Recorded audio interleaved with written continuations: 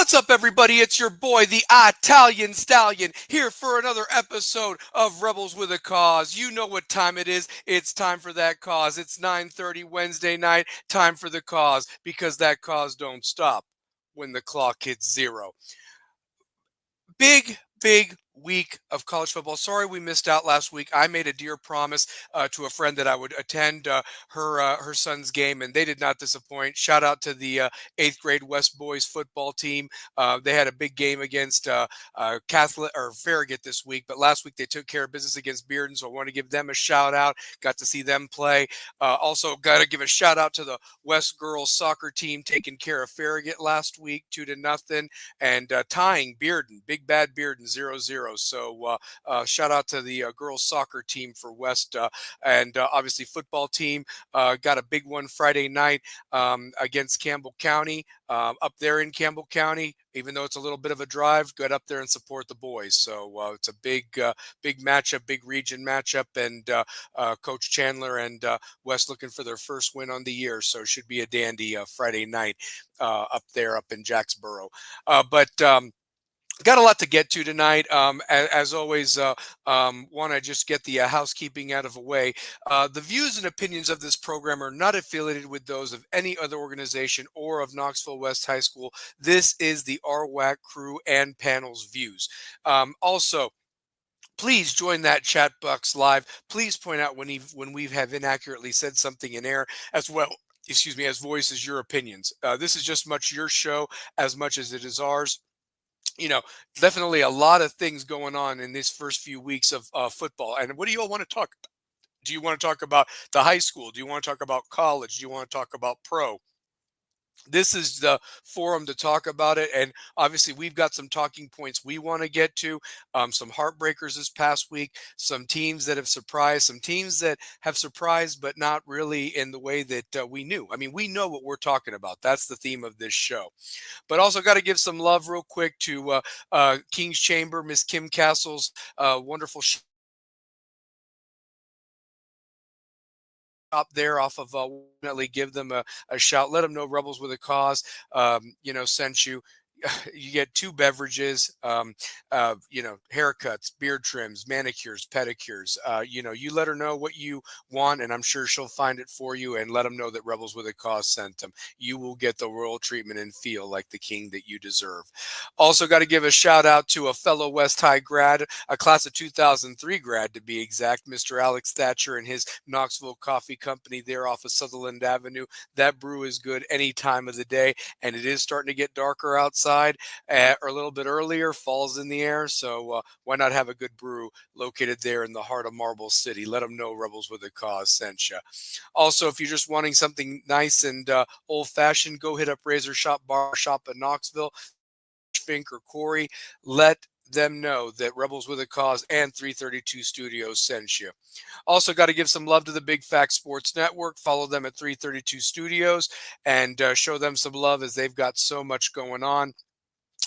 Need to also update this very quickly.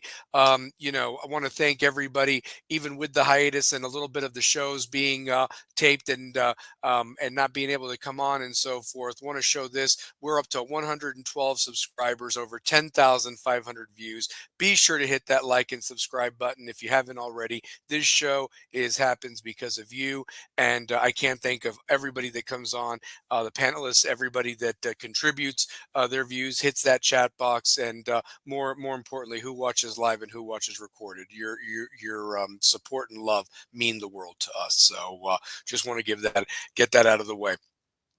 And also, like I said, West at Campbell County this Friday night. Go Rebels, get it done, baby. Let's get back on that track and see if we can continue to pursue the goals that were set out at the beginning of this year. That being said, don't know who's going to join us tonight. A lot of things going on. People had some other commitments, but I'm sure we'll have some people jump on. I know that this guy's ready to come on. Let me tell you this. I'm so grateful for him. He helps me out doing the stats on the away games, and just been a real big nice addition to not only the crew, so the show itself. Brings a lot of knowledge, a lot of passion, and knows his stuff.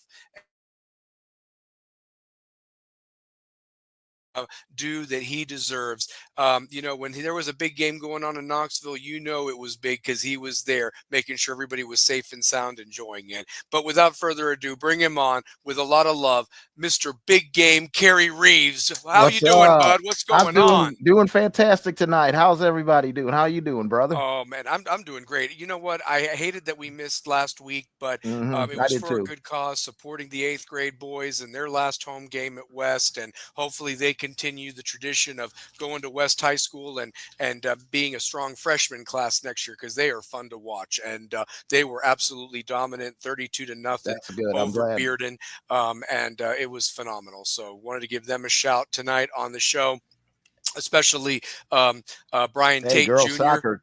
Yeah, and girls soccer too, man. Girls soccer, they had a little bit of a tough one, lost their Hey, first game last night to Chattanooga Baylor, but a lot of teams lose to Chattanooga Baylor. So, so nothing yeah, to I was gonna say hang their they're hats on. legend. That's a legendary program.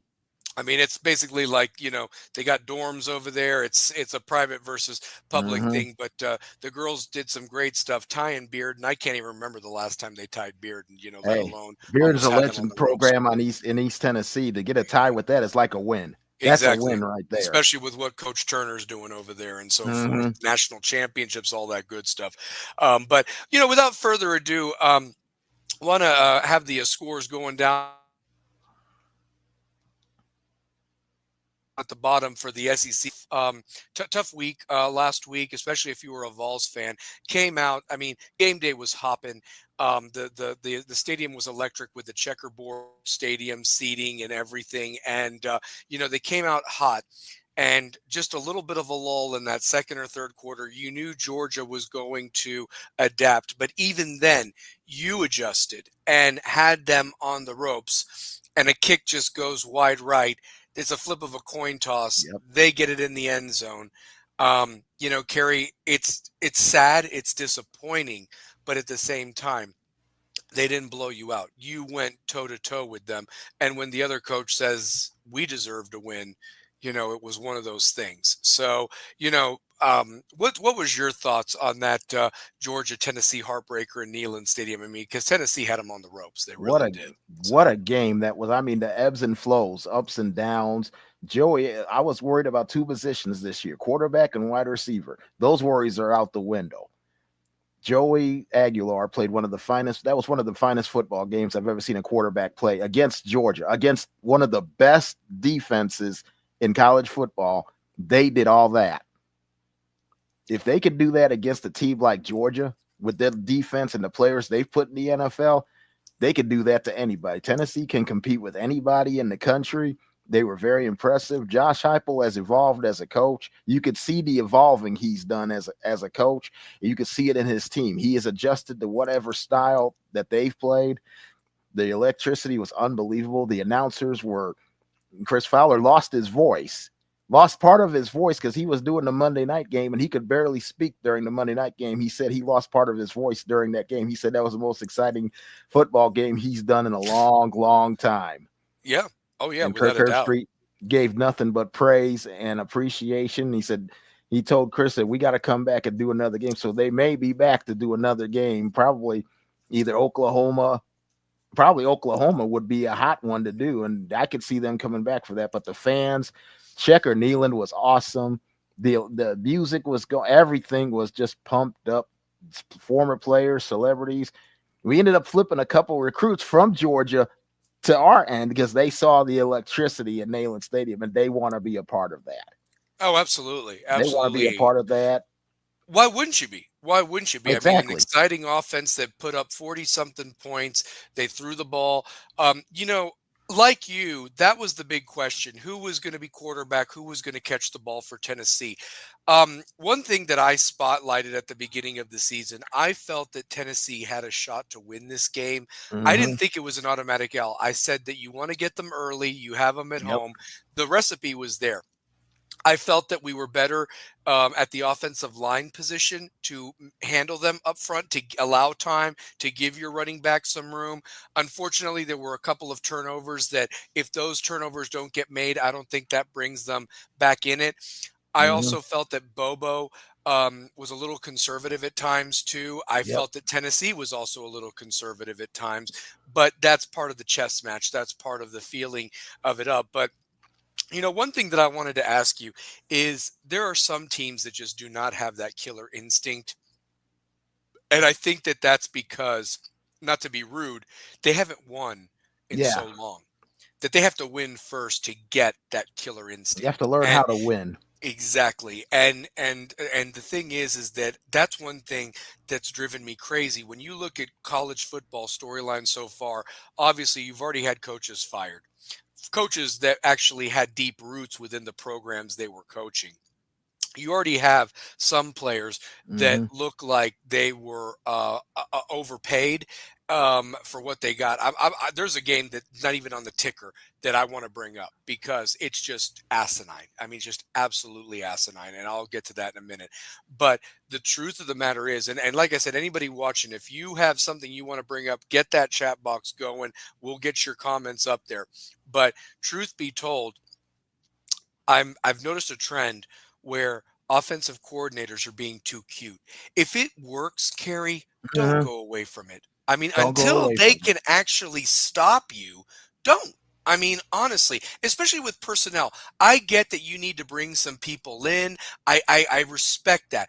Obviously with this NIL stuff and, people, you don't want to risk people leaving. But if they're not ready for big time game action, you let the starters work out there. Exactly. That's what you do. I agree. And then you bring in these cats when that game is out of reach. I That's the one agree. thing that has driven me crazy I can with understand that. It's college driven a football. lot of people crazy about that. Yes.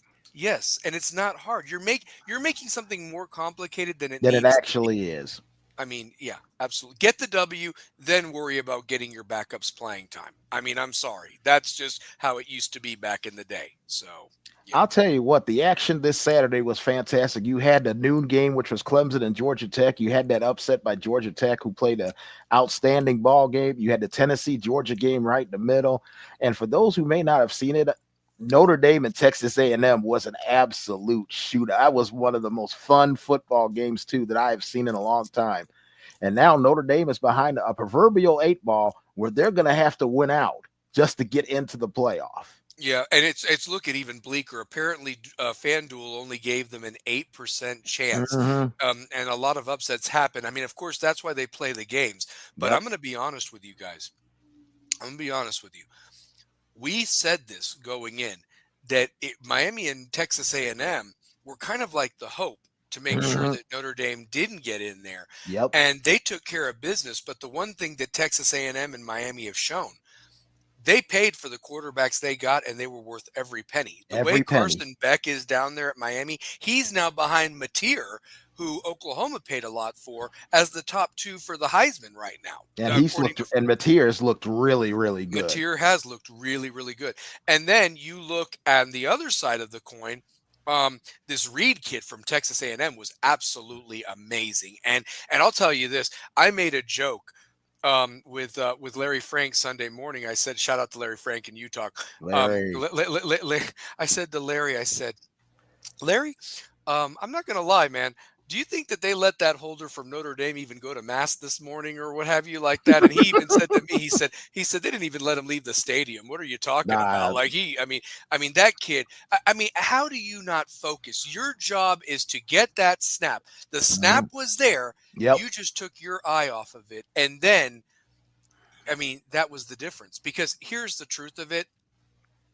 I'm not saying I don't want to take away anything from Texas A&M. I said everybody at the beginning of the year. This is why this show is called "We Know What We're Talking About." This episode, and I Hmm. know that my other co-host is ready to come on. When he gives me the thumbs up, I'll bring him on and give him the proper introduction. But I'll leave it with this: we know what we're talking about. I Yep. said South Carolina was trash, and whether Sellers got hurt or not, I knew Vanderbilt was easy money last week because Vanderbilt dominated the same Virginia Tech team that South Carolina struggled with. So I Yep. knew that that was going to be and Vanderbilt did it in Lane Stadium, no less. You And know then they what I went mean? down, and then they went down to Williams Brice, which is a tough place to play, and Absolutely. At night, dominated at night. and dominated them. Dominated them. And then on the other side of the coin, we knew, or at least I did. I said, you know what? A&M might be the best team in Texas not the Yeah, Longhorns, but it's A&M that you might need to keep an eye on, because Elko can coach.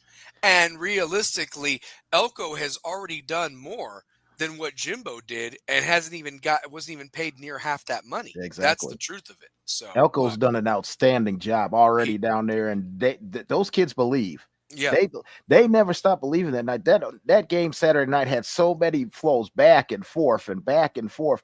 And that Reed kid, that quarterback, my God, yeah. the pressure never got. I mean, because Notre Dame threw all kinds of. Freeman had a great game plan to deal with it, but he answered every bell that needed to Every be time, answered. He and impressed Love, me an awful lot. and Love literally had Notre Dame on his back. That running back, that's why it shows why he's going to be one of the top picks in the NFL next Love's year. a I stud. mean, He Love is is a a stud stud. running back. So yeah, He but is an absolute yeah. stud, man.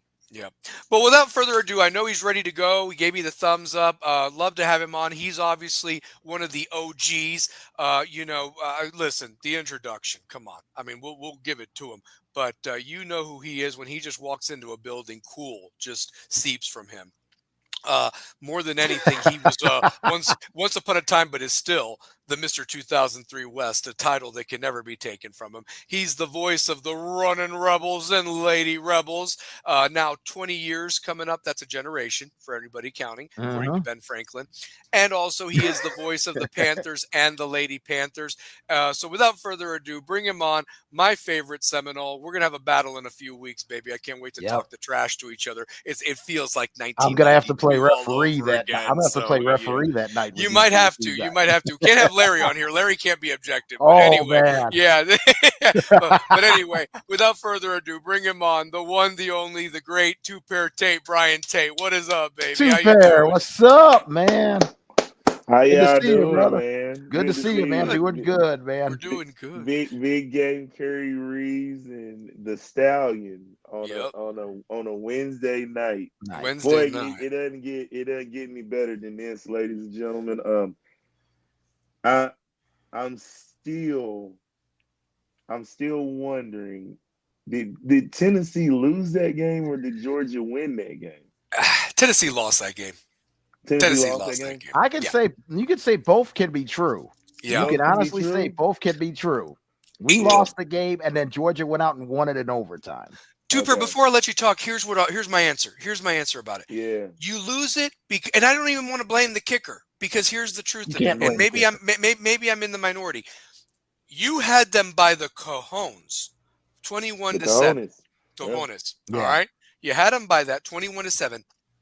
And then you changed some things. And before you jumped on, that's what me and Carrie were talking about. Go for that killer instinct. I know you want to get guys involved, but until they can stop it, let me just tell you this, man. They got 3 5-star guys back there: Joel Laguerro, Mhm. KJ Bolden, and Ellis. Okay, and Ellis was between Georgia and your Knowles. Going back and forth. You have 3 5-star guys in that DB backfield. Might as well the other guy as well too. But I just know the other 3 because Miami was trying to get Bolden and Aguero to come to Miami. He obviously goes to Georgia. Those guys could not cover Tennessee's receivers in Nope. that first quarter. They were scared. Pass interference calls were being, called, everything.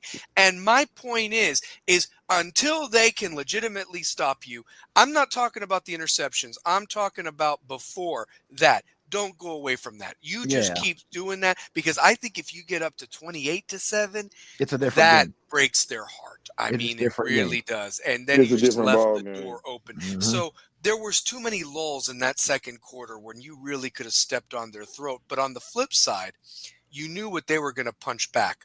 But you don't need to leave them even open that door for them to punch back. But go ahead, two-pair. You got it, man. It's all you. No. You took the words right out of my Mhm. mouth when what you said.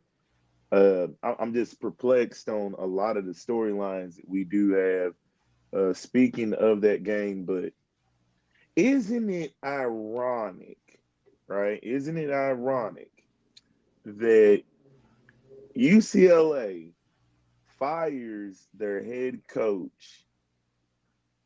They're 0-3. You bring in a quarterback, you switch, we get the other guy.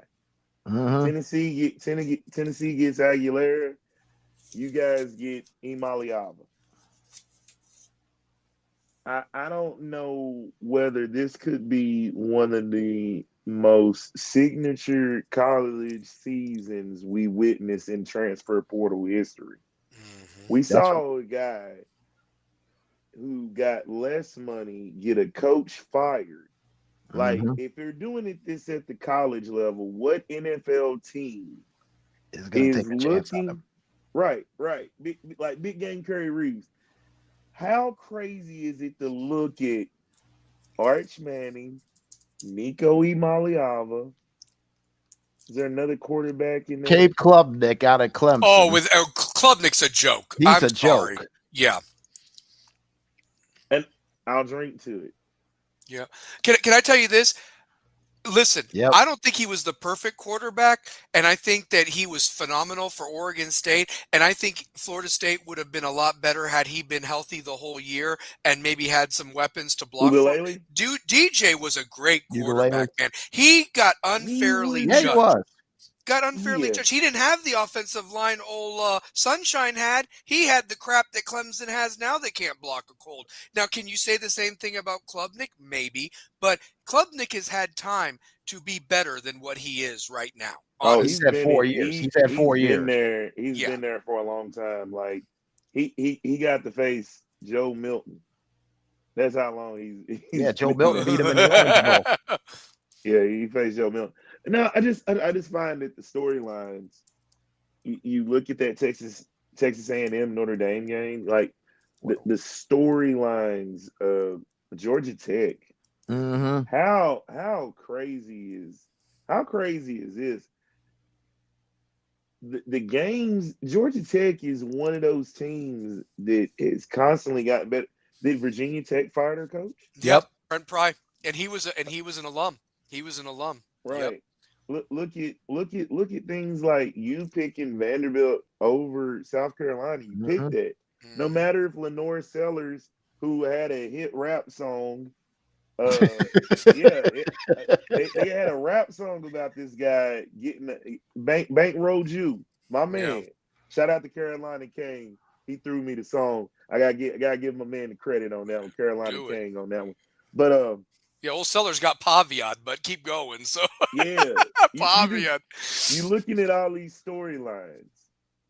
Like, is something really wrong with Arch throwing arm, or is like I'm looking at this quarterback class now, and What did we miss? what did we miss? Look at this. Misevaluations on recruits. If you What can did see we- it right there. Misevaluations. I'm going to throw one out there.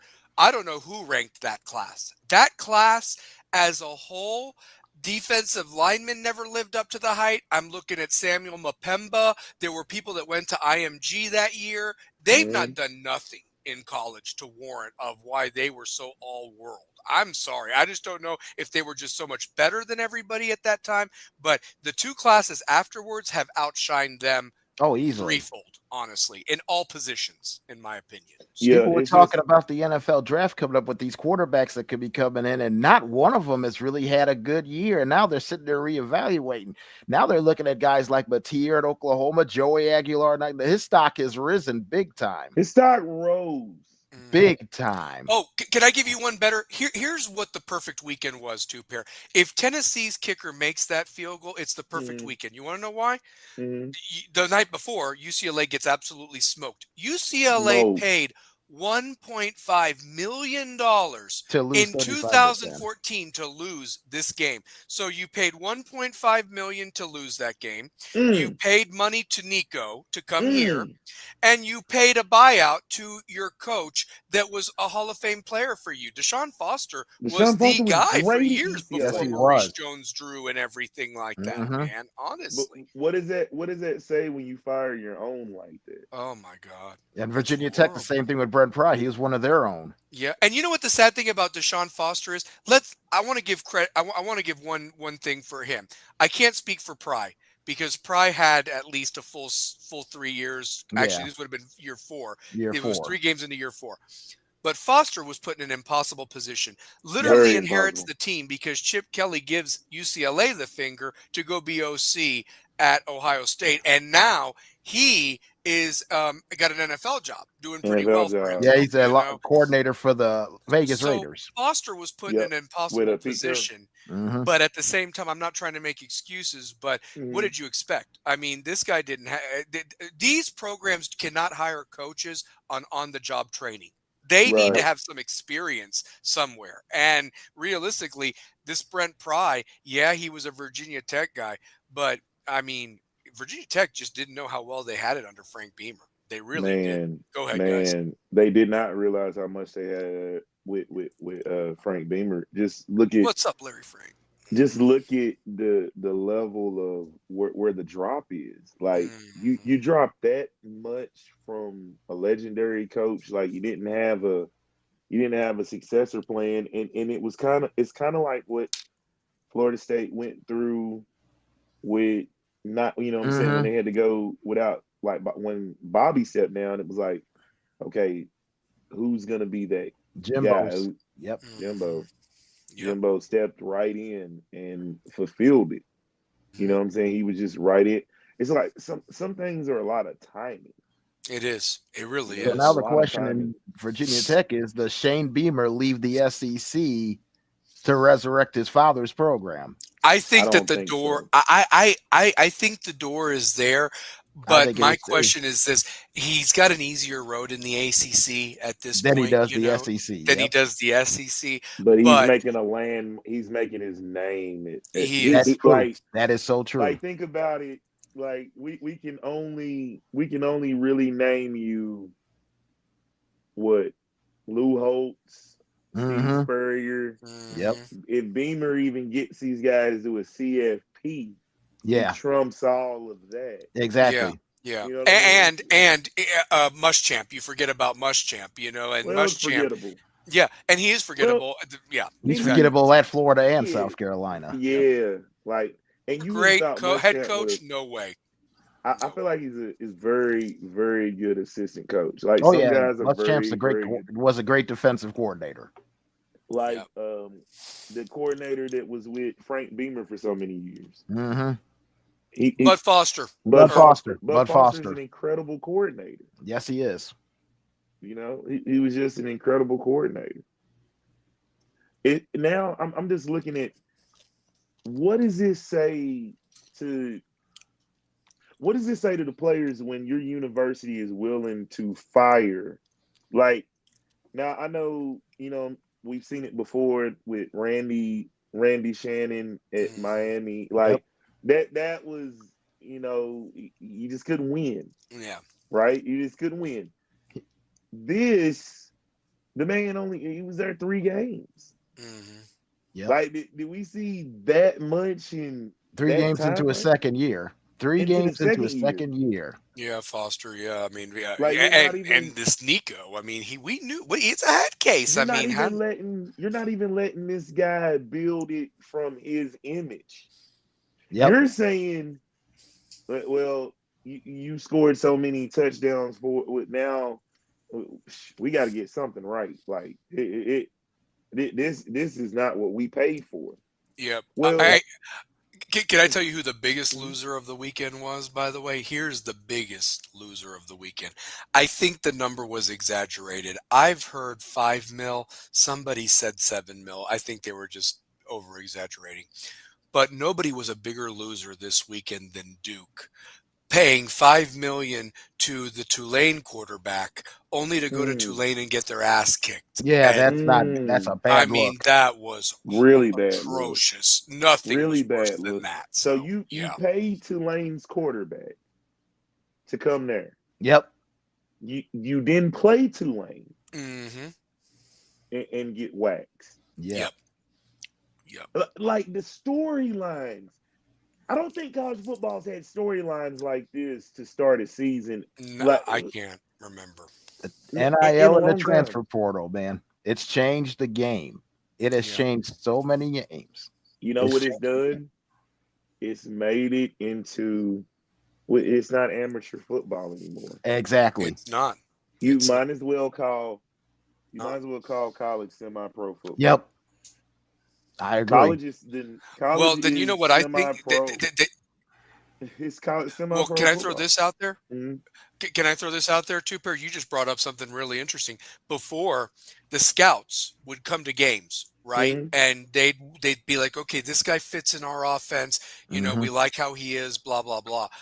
I think now you're going to have to look at the kid all in general. Is he a head case? Where does he Exactly. come from? Because this is now just not a scholarship investment. This is now extra money that's game changing type of money. And Mhm. these people are right now overpaying for some recruits and the misevaluations. I almost think that coaches Mhm. are really going to have to earn their paycheck because it's like, Yeah. and where are you scouting? Are you actually scouting games and live action, or are you watching this 7-on-7 crap? Because I'm going to be honest with you, I think that's made the game soft. I think that the Yeah. 7-on-7 has elevated certain players. I said this a couple weeks ago. The Mhm. talent in Florida, I'm not saying it's not still great, but those teams went toe to toe with the best on the West Coast in the showcase of the high school that a few weeks ago, and they lost every game. Every Mm. game that was important was lost. I mean, and I never thought I'd see the day where the California schools would outright dominate with that. But now that COVID is over, they have high school football Yep. back and people are back doing where they need to go. And they're recruiting these players to come back to these schools like the John Boscos and the Martyr Day and the Bishop Gorman and all that out there, even in Las Vegas. They De La kicked the Salle. De crap La out of Salle. the Yep. Florida school. De Mhm. La Salle. You know, I'm De La just saying Salle. they kicked the crap out of the Florida schools like the St. Thomas Aquinas, the American Heritage, the Mhm. Chaminade Madonnas of the world. But I'm just saying that stop Yep. looking at these 7-on-7 drills. I want full pads and what they do in a season and what's the competition they're playing up against, Right. honestly. So, yeah, that's the truth. So, yeah. I never seen a college Them season. too in Louisiana, American Larry. Heritage. Thank Yep. you. Them Yep. too. Mhm. Heritage. Yep. I've never seen a college season with the storylines like the storylines even with stuff in the SEC, like Mm. Florida. Yeah. How that like man, Miami's going it to put them out of their misery this that weekend. I seat nobody can tell me any different. I'm that sorry. seat is hot. Yeah. Yeah. Shit. Like It's a Dante's Inferno. That's how hot that seat is. that seat is hot. And I we're only wanna 3 weeks into the year, folks. And Hmm. all of this is going on. Wait till we get to November. Could you only imagine the playoff that we get to November and teams are fighting to make the playoff?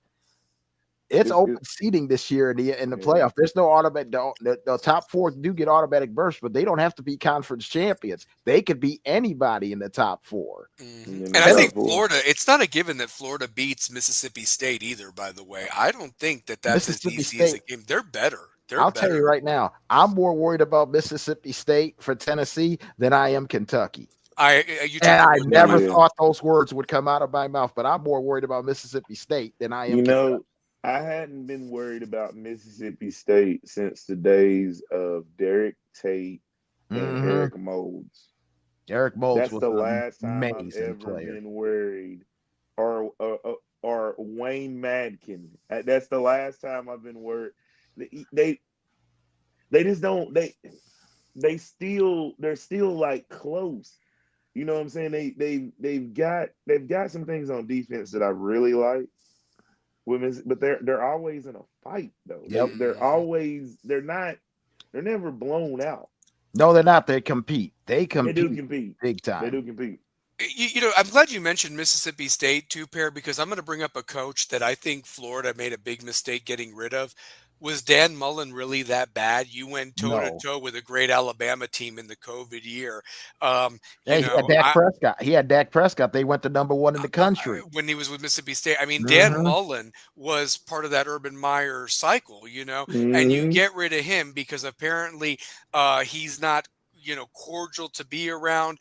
He's not recruiting great. Well, what the hell has Billy Boy done for you, honestly? I mean, because Billy I Boy's thought done Dan nothing. Mullen So, yeah. wasn't Dan Mullen competing for SEC championships He that Yes, year? was. he They were was. toe to toe with Alabama in that COVID game, and I hate to admit that, Yep. being a Miami guy. I hate the Gators, but yeah, they were right there, toe to toe with He's that doing great a good. Alabama He's team. doing a good job out of UNLV. UNLV's happy to have him. He loves being out there in Vegas, and I'm telling you, Shout out to Dan Mullen's going to UNLV. do a really good job out there at UNLV. My brother lives out in Las Vegas, and they said there's nothing but positive about Dan Mullen.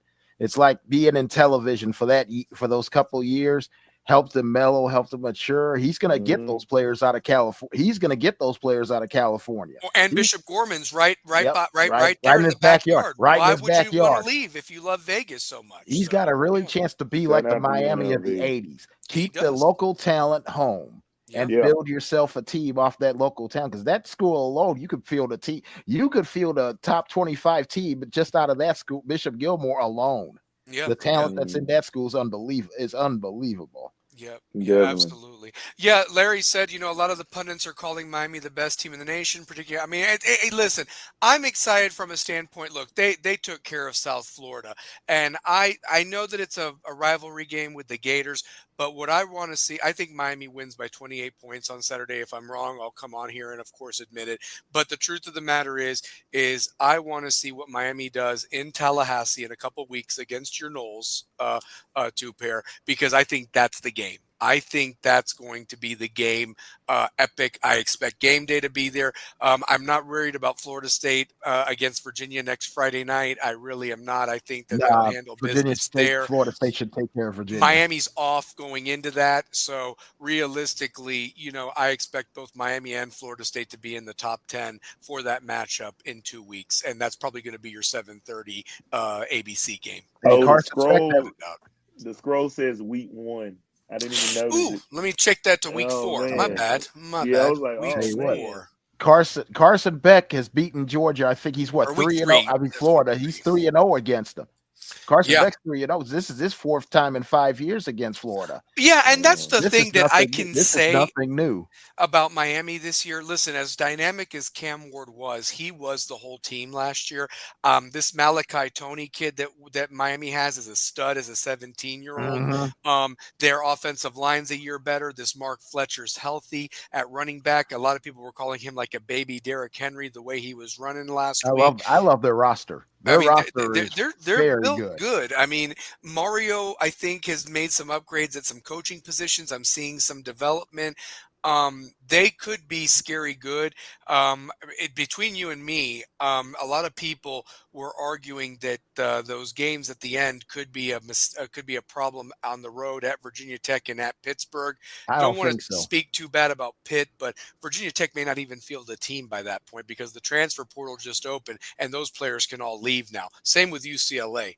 I'm not going to feel bad. I don't feel bad about Pitt because West Virginia, they got beat by West Virginia, who a week earlier got beat by Ohio at home. And then they beat Pittsburgh in the backyard brawl, which is an absolute physical war when those two get together. Oh yeah, the backyard brawl. They hate each other's guts. Hey, some of the best players have played in that brawl. And what about old Rich Rodriguez already at West Virginia getting a big win over Narduzzi? Getting a statement win.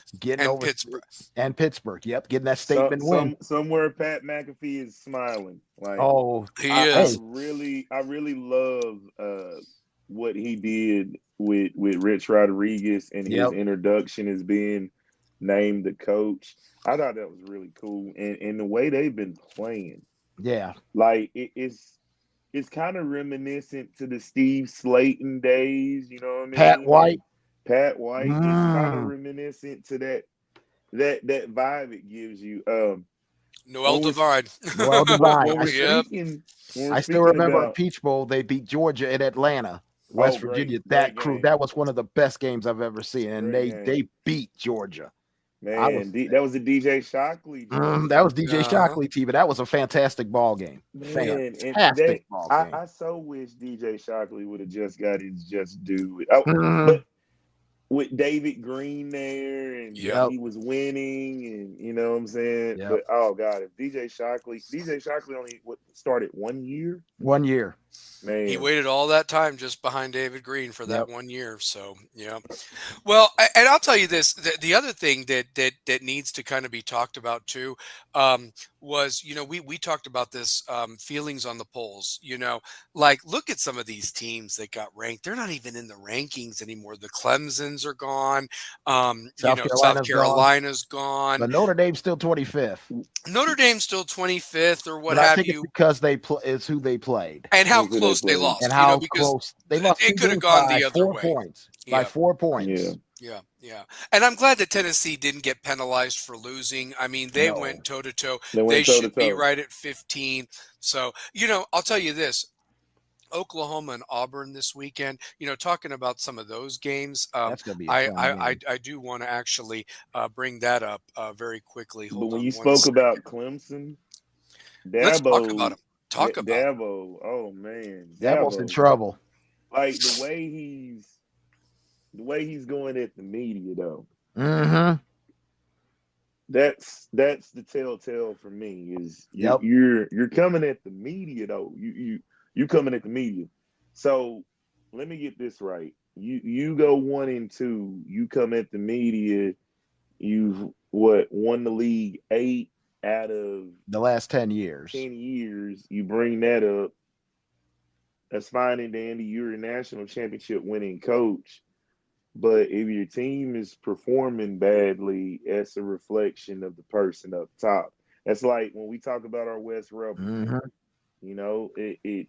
It starts at the top, but we also know that there's a lot of circumstances to why we are at this point. Exactly.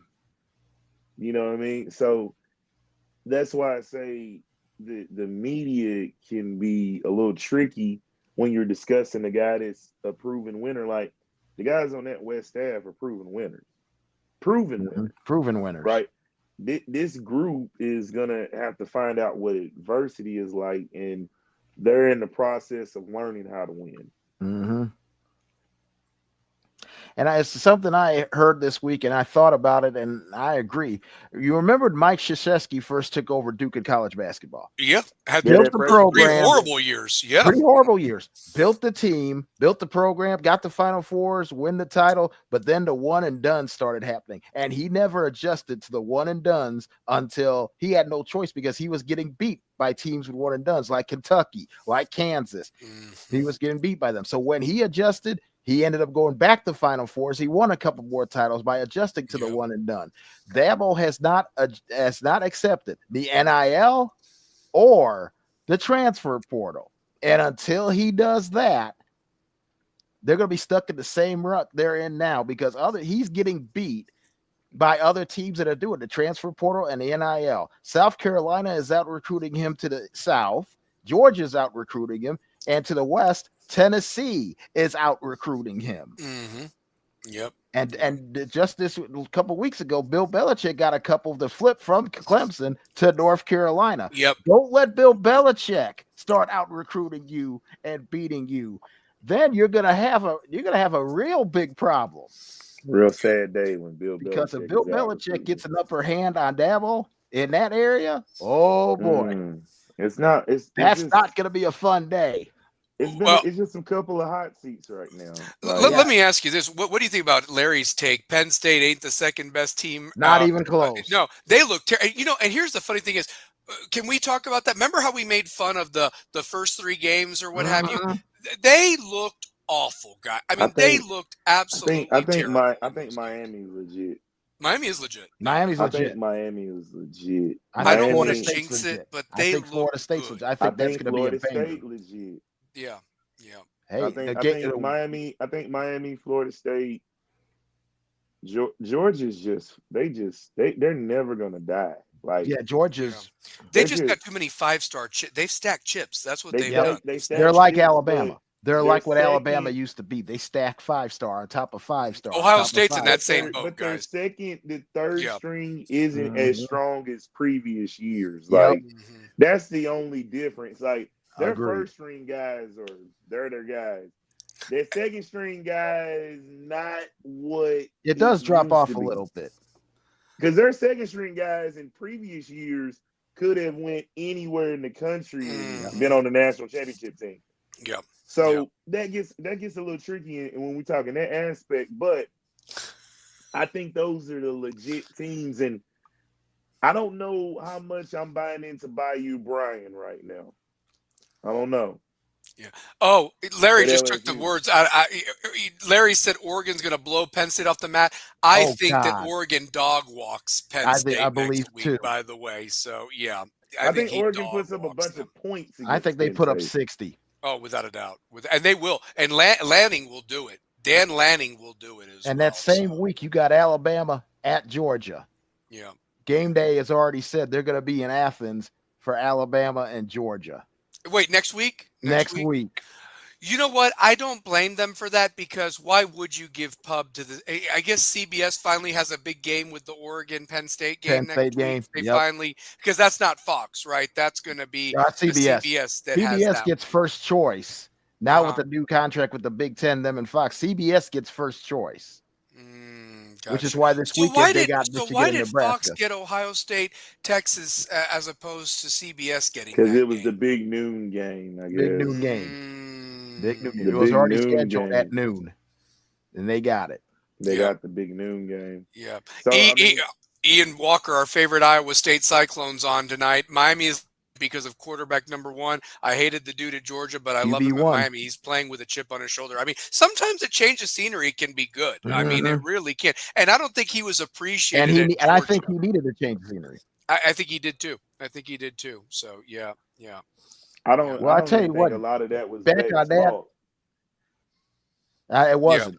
No, yeah, but I was impressed with Gunnar Stockton. I have to admit, Gunnar Stockton impressed me because he took some shot. They went after him and he took shots. He stood in that pocket and delivered some great passes. That I was impressed with Gunnar Stockton, his toughness, man. Because Tennessee went after him with the kitchen sink. They hit him over and over and over. And all he did was kept delivering passes downfield, including the tie-in touchdown. He threw that pass in the only place either his guy was going to catch it or no one was going to catch it. And that dropped in like out of the sky. They were trying to come at him, man. You want to know something? I'm almost sorry he didn't pass interference his ass. I'm being serious. It's like, it's only damn 15 yards. It's not a fourth and six. Fourth and six. It's tough, man. It's tough. So I think if we had our corners, I'm still asking, did Tennessee lose or did Georgia win? That false start, I didn't even realize how bad that 5 yards was. That big. That made a difference. That was a big difference. I think it psyched him out. That's like getting a timeout. That's like getting a free timeout right there, honestly, because then he had to think about it a little bit more. That's the problem. But then you have the Georgia Tech kid kick it from like the 50-yard line, 55-yarder to win. I mean, my goodness. So it's one of those games that I just don't want to remember. I don't want to remember. It was a beautiful setting. Game day, the crowd was electric. You could have asked for more perfect weather. How many of those games have been a shitty, rainy Saturday in Knoxville, and you had like a November beautiful orange day? Gorgeous. Like, I mean, it really was a fall day. They showed Knoxville. I was shocked. So, and credit to ABC. They showed everything. They showed them coming out of the locker room. They showed them lining up for the tee. They showed the whole band experience, getting the tee set up. They showed everything. They need to. That's what you pay for, because look at what the Big Ten had to do. Like you said, Kerry, they had damn Purdue and USC in a rain delay, and they just had Rick Neuheisel and the boys on set. They couldn't even go to another game or anything to fill that time slot. They did highlights for 3 hours. Horrible. So, and here's this one. Ian said they were talking to him too much on the sidelines before the kick too. Coaches should have left him alone. Yeah, you're right. You don't talk to the kicker. You just let him be in his own thing. You celebrate with him afterwards. Your job at that point, all you have to do is just tell the kicker when it's time to go out. What about the guy that was on there? I don't know if you saw that or not, but the guy that was on that they kept showing on TV, he called in sick to work and he went to the Tennessee game. I think he got fired. That big guy they kept showing. It's kind of like what happened to that couple. It's kind of like that couple that happened at the Coldplay concert, that were having the affair and so forth. Like, I'm not kidding you. They literally, this guy had called in sick to work, and he really went to the. I got one even better. A couple of years ago in a Dallas-San Francisco playoff game, there was a guy that went with a girl to the game, and they got him so sad after the game that San Francisco won. Turns out the guy. You don't have a job anymore. Turns out the girl wasn't even his real girlfriend. His girlfriend was at home. and she caught him Yeah. on the air, and she tweeted out, "That's not me." He said he is done when he comes home. So yeah, he cheated on her with another girl and went to the Cowboy game and got caught on national television. This guy too. Oh my God. Oh. Was that during the playoff run? Yep, you couldn't Hey, make it. You couldn't make it up. You couldn't make that up any better. That I'm was during the telling you playoff guys, game. I'm telling you guys, it doesn't play to do that. Just don't Exactly. lie. I mean, it's gonna karma has a way of catching up. So speaking of it, we got our coach in the house. He's been coaching his ass off. The coach. He's here. He's even in his gear. So we got to bring him on. Another OG on here. Listen, he got nicknamed from our guy at Auburn now, Parker Dubon. Shout out to him. He nicknamed him the coach, but he's always been our stats guy. He's been an OG from the beginning, a true rebel with a cause. Show him that love and support. Whether you're watching live or recorded, hit that like and subscribe button, baby. The one, the only, Mr. Shane O'Mac, Shane McGee in the house, our coach. What's up, fellas? What's Coach. What's up, coach? Ooh, what a night. How'd y'all do tonight? How'd y'all do against Big Bad Powell? They're Big Bad Pal for a reason. Ooh. Oh boy. Oh Uh-oh. man. I'm already on drink number 2. I've been That in the door bad, for 5 minutes. Okay, when you're already on drink number 2, that's not a good sign. That is not a good sign. So shoot. No. I knew what they were going to do. I schemed my best, but man, Pal's got some studs. And I'll say this: number 64 on their 8th grade team. That kid will play D1 football. Is that Ohio? Is that Ohio that moves or whatever? The state of Ohio, that big guy or what? Oh Number my 64. God. Hey, Larry Frank gave you a proper WWE introduction. Here comes the money, money, money, money, money, money. Oh man, that bad, huh? Wow. I will say this: the officiating this year It's been is the atrocious. worst I've ever seen in my life. Wow. A friend of a show, Tinian Reed, Aiden Reed, got robbed of a wide receiver touchdown last week against Bearden because of a hold that wasn't even anywhere in the vicinity of where he was at, and These refs it don't robbed call him of a touchdown. It robbed him of a touchdown. Man. These refs don't call shit now. They're terrible. Awful. I had one kid get. I've lost track of how many concussions we had tonight. Oh God. Last week, 8 holds in the game that weren't called. We had one kid get his helmet completely knocked off his head tonight on a pass interference play. No call? Unsportsmanlike conduct. Really? Yikes. The officiating. God. So I mean, I know we're hurting for officials across the state. But they could do better than that. They can do better. Well, they were they've got recruiting me in the trained these press guys box up. the other night. I hear I'm running the scoreboard for the JV game, and there's a guy that comes in there and goes, "You ever thought about officiating?" And I'm like, "No, I like being the stats guy at West too much. Are you kidding me? Come on. I don't want to be the podunk and all that." But they do need officials. No, there's a real bad And the quality we're getting right now is garbage. shortage and so forth. I do basketball, but yeah, so. Shane, what were your thoughts on the last these college football storylines? You got coaches fired. Tennessee, did they lose it? Did Georgia win it?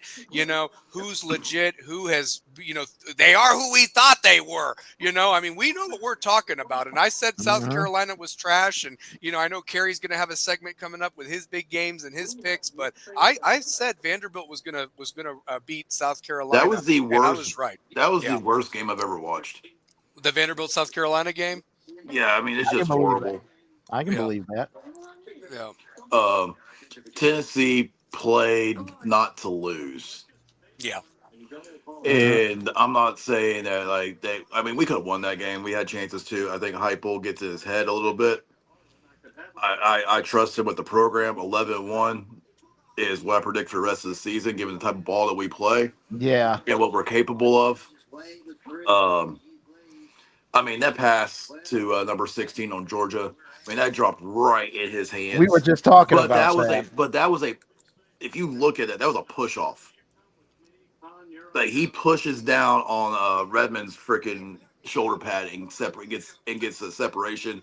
You should have called that.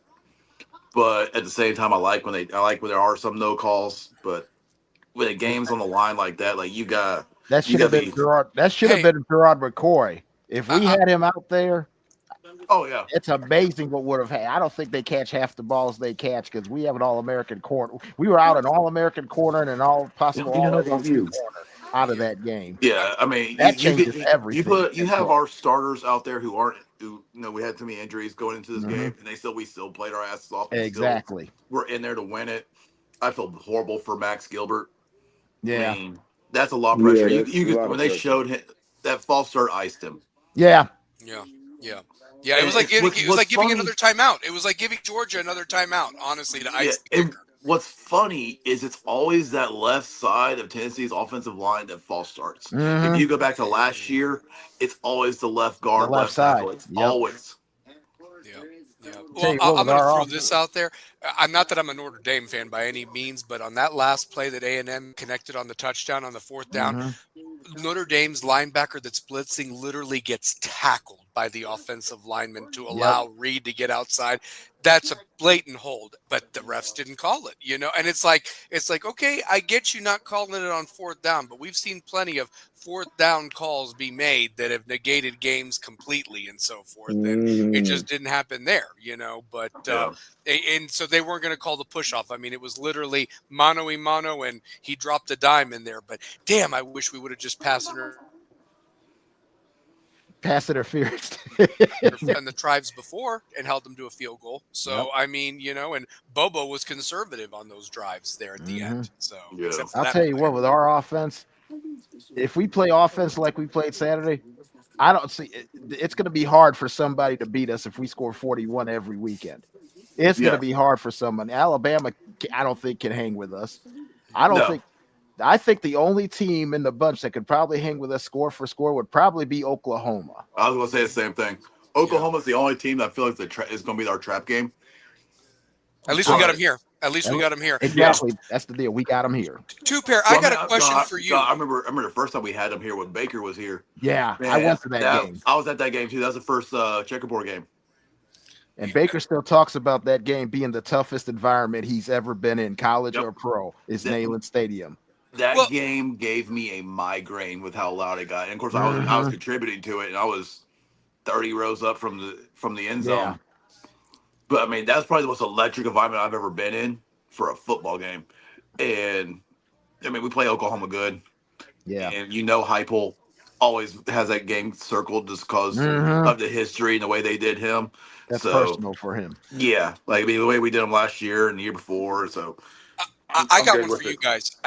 Carrie, you've already kind of answered this. I want Shane's take. I want Two Pair's take. I want anybody on the chat box, whether Ian and Larry are still on there. You asked a question. Did Tennessee lose this or did Georgia win this? And I'm going to throw this out there because before you guys jumped on, I was talking with Carrie about these coaches going too conservative and not going for the killer instinct. Why is it that we're settling for field goals when you can legitimately get the damn touchdown? Look what Mississippi State did to Arizona State last week, or 2 weeks ago, rather now. I mean, they went for the win. They weren't going down there just to kick a field goal. They went for the W and got behind the defense, scored a touchdown, and that's all she wrote. You know what I mean? Type of a thing. It was a complete backbreaker. Do you think that Tennessee really could have maybe tried to take a shot to the end zone to see if you get behind Georgia? I mean, I get trying to be conservative and get the kick and your kicker, but again, you had scored touchdowns on them to that point. It's not like they surprised they didn't. I was surprised they didn't take one shot. I would have taken a shot. Tennessee lost it. Georgia didn't win it. Tennessee lost it because Kirby's words after the game was Tennessee deserved to win. Yep. He said he don't know how we won that game. We got too conservative, and I mean it happens. But Heupel's been in this game long enough. When he puts his foot on your neck, he plays. I mean, he coaches amazing football. Yeah. And I don't know if it was him making the decision or if it was Halsey making the decision, but something's got to change in these big games when it comes down to that. I mean, you go back to 2022, same situation. We had 2 seconds left in the game, kicked the field goal, knuckleball it into the end zone, beat Alabama. Stadium goes crazy. One of the greatest days of my life, outside the birth of my children. Well, that day was different because we only got the ball with 15 seconds left. So that's the only thing Two-pair? you Go could for do is get 2 passes to get that field goal. We Yeah. couldn't go for a touchdown with 15 seconds. Alabama screwed that one up more than anything else. Alabama, to me, that they lost the game because Yep. they went conservative to kick a field goal instead of going for the win and getting a touchdown. And Nick Yep. Saban still says that to this day. He said, I got too conservative. I thought we had it in the bag with the field goal. Yeah. Yeah. I mean, Look what but Ian wrote. You took it out of my mouth. I get livid watching coaches try to run clocks out. It's the dumbest thing in football. One out of 10 coaches have the nuts to throw it when the D is selling out for the run. That's why I would have took a Interesting. shot at the end zone because they were all up on the line of scrimmage. If you slip the tight end or somebody behind him, he'll be wide open. Or even We an had- H-back. we you know? had timeouts left. What I'm doing in that situation is I'm calling quick slants so I'll probably do like a smash route on one side and a quick slant to the other. To the other I'm side. checking my reads real quick because you had time and you can see where the corner and the safety are. You throw it if it's not there, you check down to your slant, get it there, get to completion, call timeout just like you did with Alabama, and then you line yourself up. Like if it's not there, you take the quick route. Boom, it's there. Get him down. Call timeout. Line your guy up. Dead center of the field. It's there all day. Agree. But we can still go 11-1. Exactly. And I can live with that. And we'll play Georgia again in the SEC championship. I don't think. Georgia's even saying like we'll see Tennessee in Atlanta. Yeah.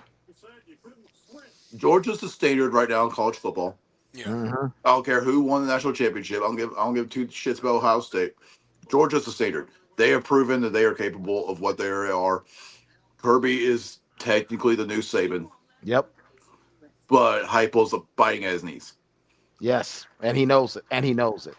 I was surprised Ohio State didn't beat Ohio by more. I mean, we're just talking about Ohio, I mean, I think they took their starters out after the second quarter. I think that's probably part of the reason why. Anybody want to talk about Arch Manning getting booed at Texas of how terrible they looked the other Never night? thought I'd hear a Manning get booed at any time, but do we play UTEP? We booed Peyton in the beginning. We booed Peyton in the beginning. No, we don't play New Mexico. We get New Mexico. New Mexico. That's who I thought we played UTEP this year. We're paying them $1.5 million to come up and okay. see us. They won't beat us like UCLA, but we're paying them $1.5 million to come over and see us. So, speaking of UCLA, do y'all think Nico hits the portal again? Yes. He's got 30 days. Yep, he's got 30 days. I saw a thing today. Nico hits the Does portal. Does anybody need a towel? Oh shoot! Hold on. Yep. Nico hits the portal. Comes back to the state of Tennessee to Vanderbilt. Yep. Yeah. Oh God. And we'll abuse him up there. I don't think that'd be a good move. I don't think that would be a good move for him because there's a lot of Tennessee fans in Nashville, and they'll ride his butt. Arch's ass. Larry said Arch's ass. Now, Ian, is that the Trojans or is that the Gamecocks with SC? Is he going to go across town or is he coming to Shane Beamer in Columbus, South Carolina? That's what we don't even play South Carolina this year. I don't think we'll play them next year. I just got heartbreaking news. One of our best players broke his collarbone tonight. Oh man. And my son may have a concussion. Oh God! God, I hope. How many games are left now? I mean, one. I got one game left. You got one game left. Alcoa.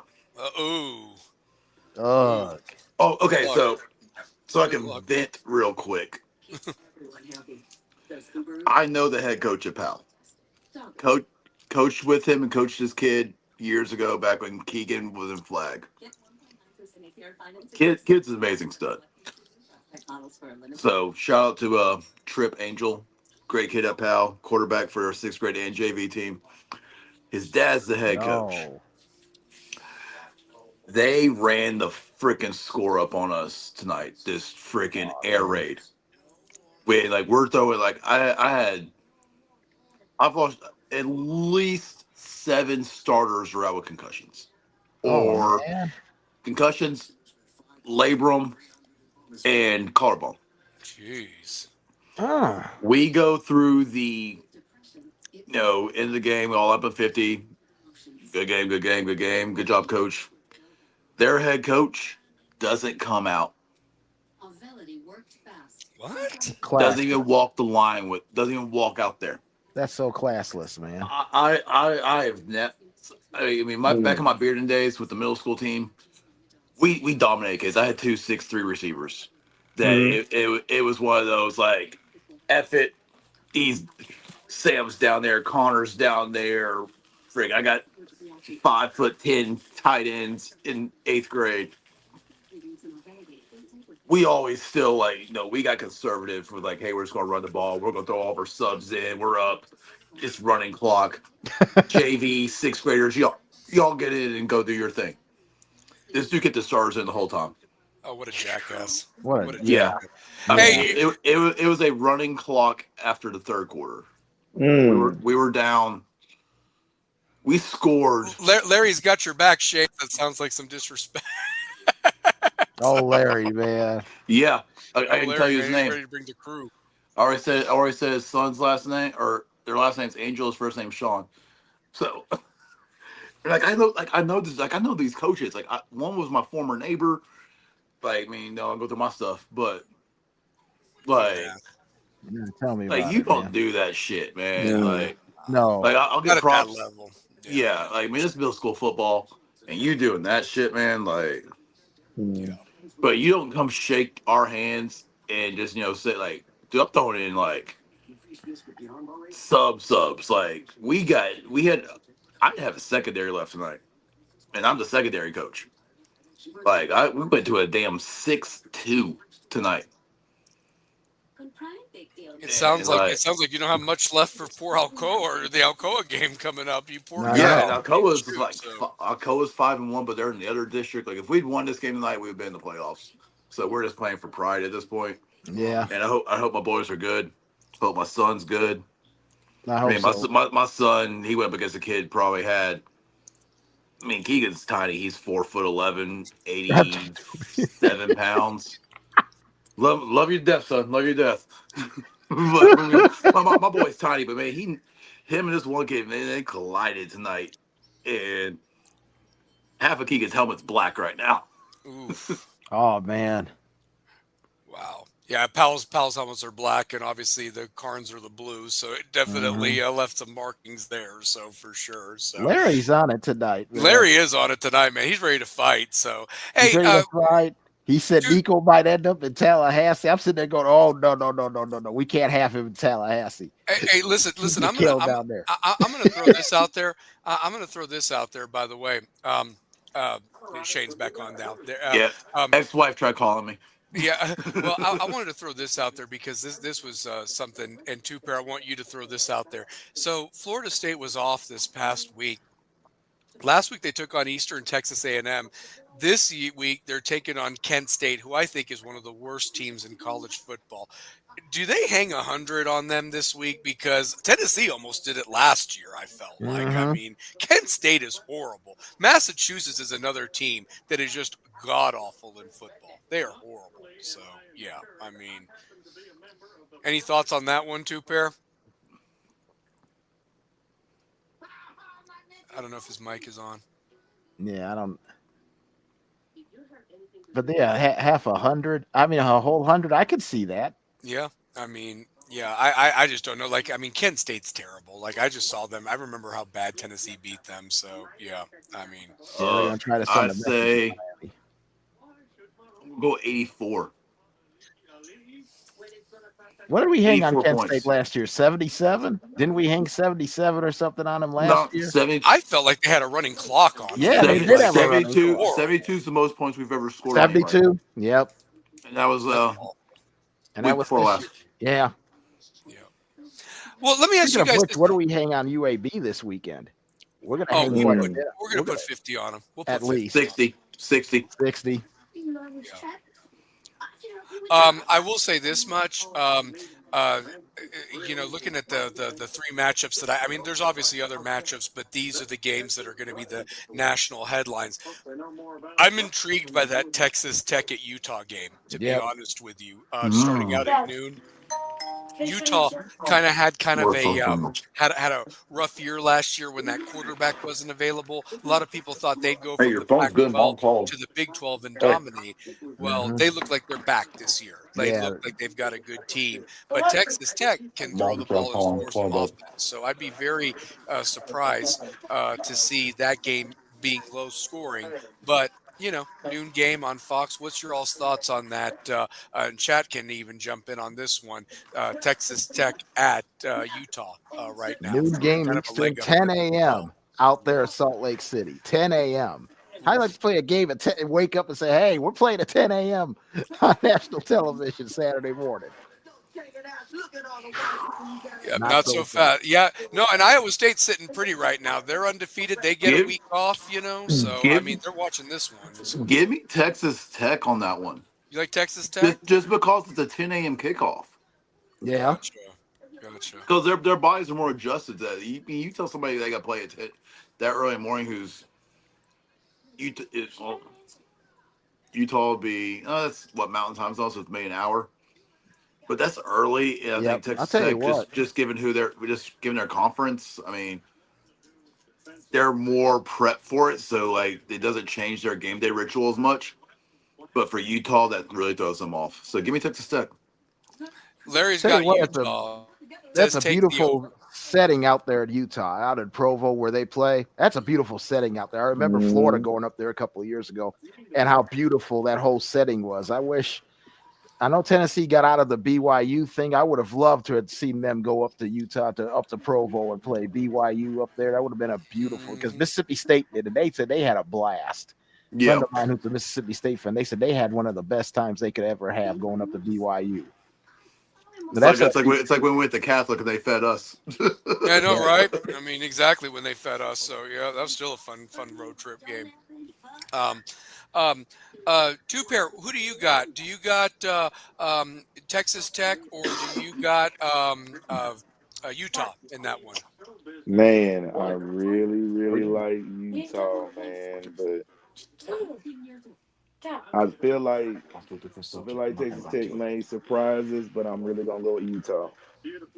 Okay, Kerry, what do you think? I think it's going to be styles make fight, and you got two different styles makes for a great fight. I think Utah in a close one. I think it'll be very close. I think it'll be low scoring. I think that favors Utah. If it's a low scoring game, I think it favors them. If it's a high scored game, Texas Tech will roll because they love to score points. They can score points with the best of them. I like that. No, I like that for sure. Yeah, the chat box definitely says take the over on that one for sure. So yeah, absolutely.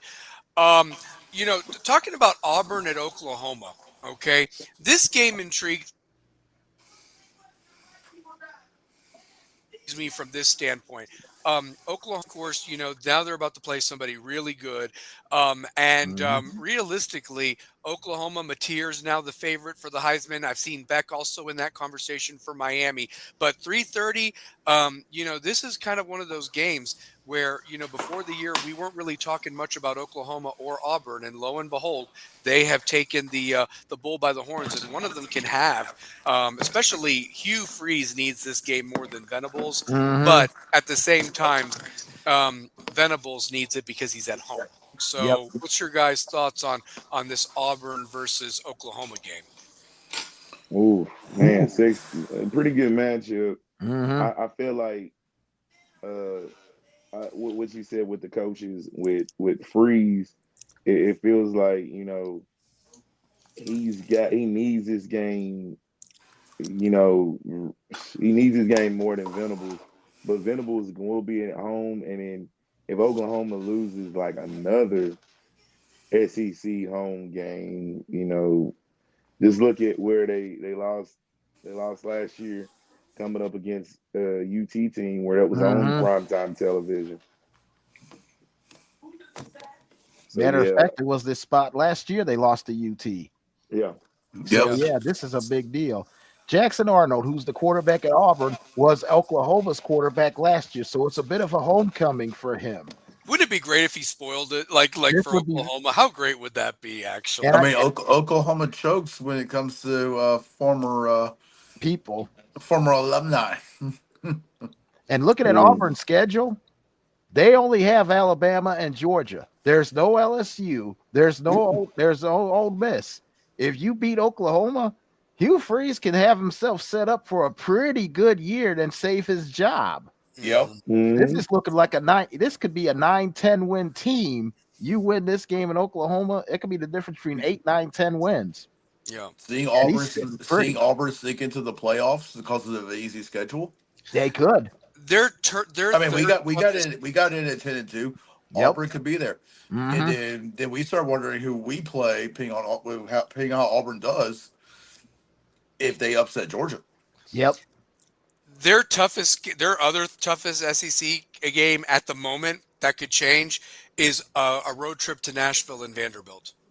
In early November.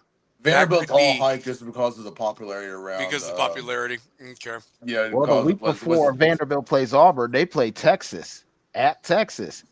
Now, you want to talk about a landmark win for Vanderbilt? Imagine going to Texas. They almost beat them last year. And beating the Longhorns. Yeah, that game last year was Yeah, they almost beat them last year. And that was Quinn Ewers, the quarterback for Texas. Yep. And the state that Texas is in right now. Let me ask you this, boy. Wouldn't that be something? It's a game that's sneaky. I mean, again, the Tulane beat Duke, and it's Duke. But here's the truth of it: Tulane's 3-0, and Ole Miss is 3-0, and that's the 3:30 ESPN game.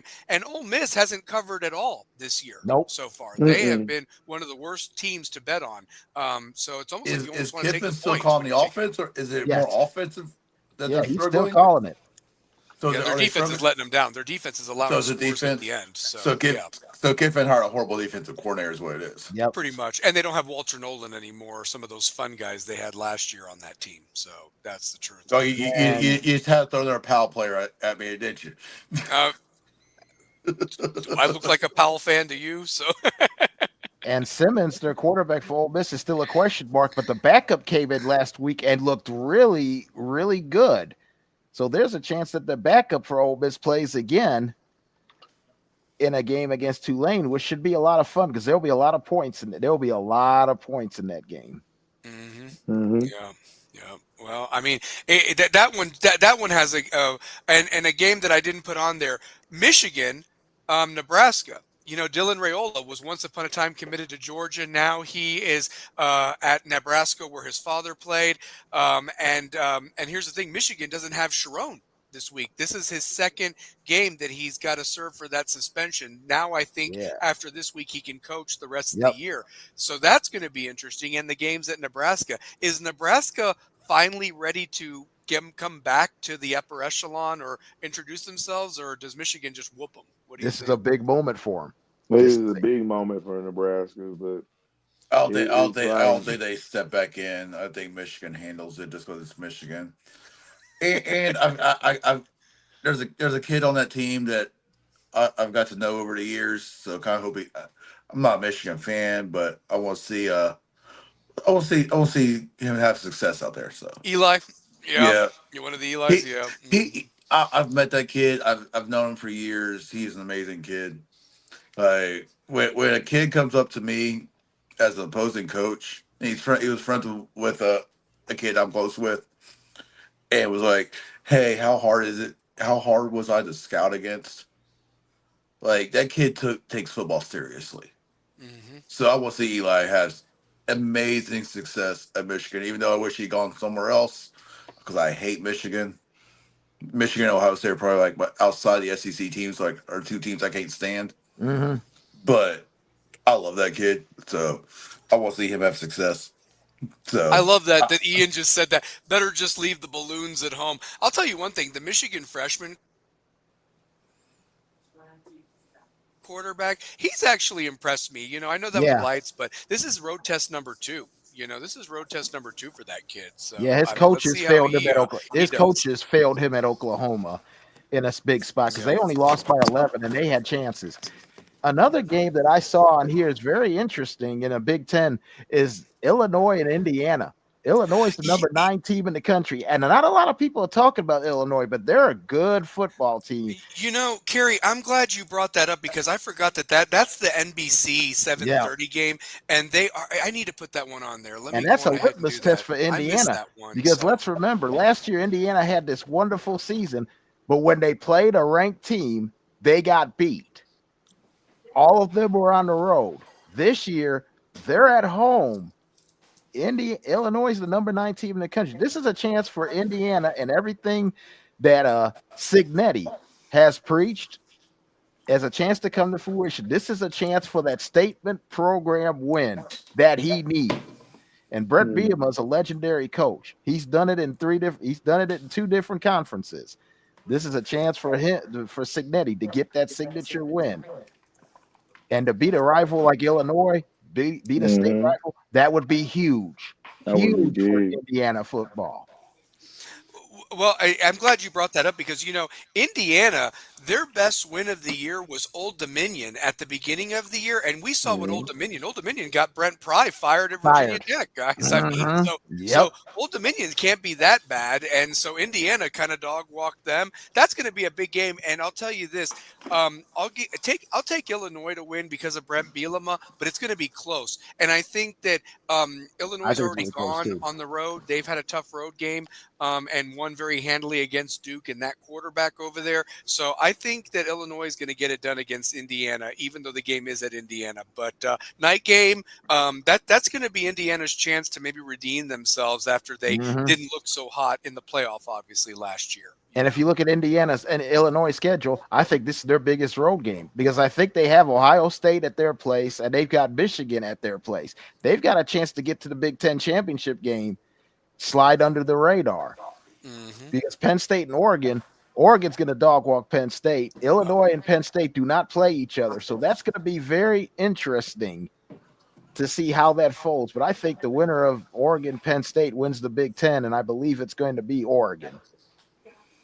I don't think Ohio State wins the Big Ten again. I think they beat Michigan, but I don't see them making it to the championship game. Interesting. Illinois is dangerous, man. Yeah. That's a sleeper. Like you never expect Illinois to be good. Exactly. No one's talking about them either. They're just slowly taking care of their business, rising up the pole. No one's talking about them. They're laying in the They're weeds. the new Wisconsin. Brett Bielema is basically taking what he did at Wisconsin and put it in Illinois now. Honestly. Yeah. Bielema's been successful. Wisconsin, Arkansas. He had Arkansas going well, and now Illinois. He's done a very good job wherever he's been. His programs have shown immediate results. You're right about that. I mean, it's one of those weekends, honestly, that can be sneaky good, and you at least have good football throughout the day, with the different channels. Obviously, let's talk about it because game day is going to be there. Miami against Florida. Does Billy Napier survive after Saturday? Does Mario finally stuff him in a locker at this point? So Mario stuffs him in a locker, and given that you saw Virginia Tech and UCLA fire their coaches after 0-3, Napier is gone after this weekend. Yeah.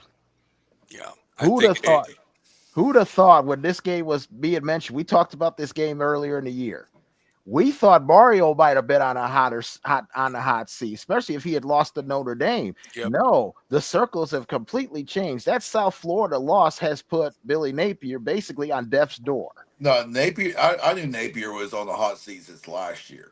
Like they're if you had to pick between the two of them, it was Napier the whole time because Napier has proven that he cannot handle it. Yep, and now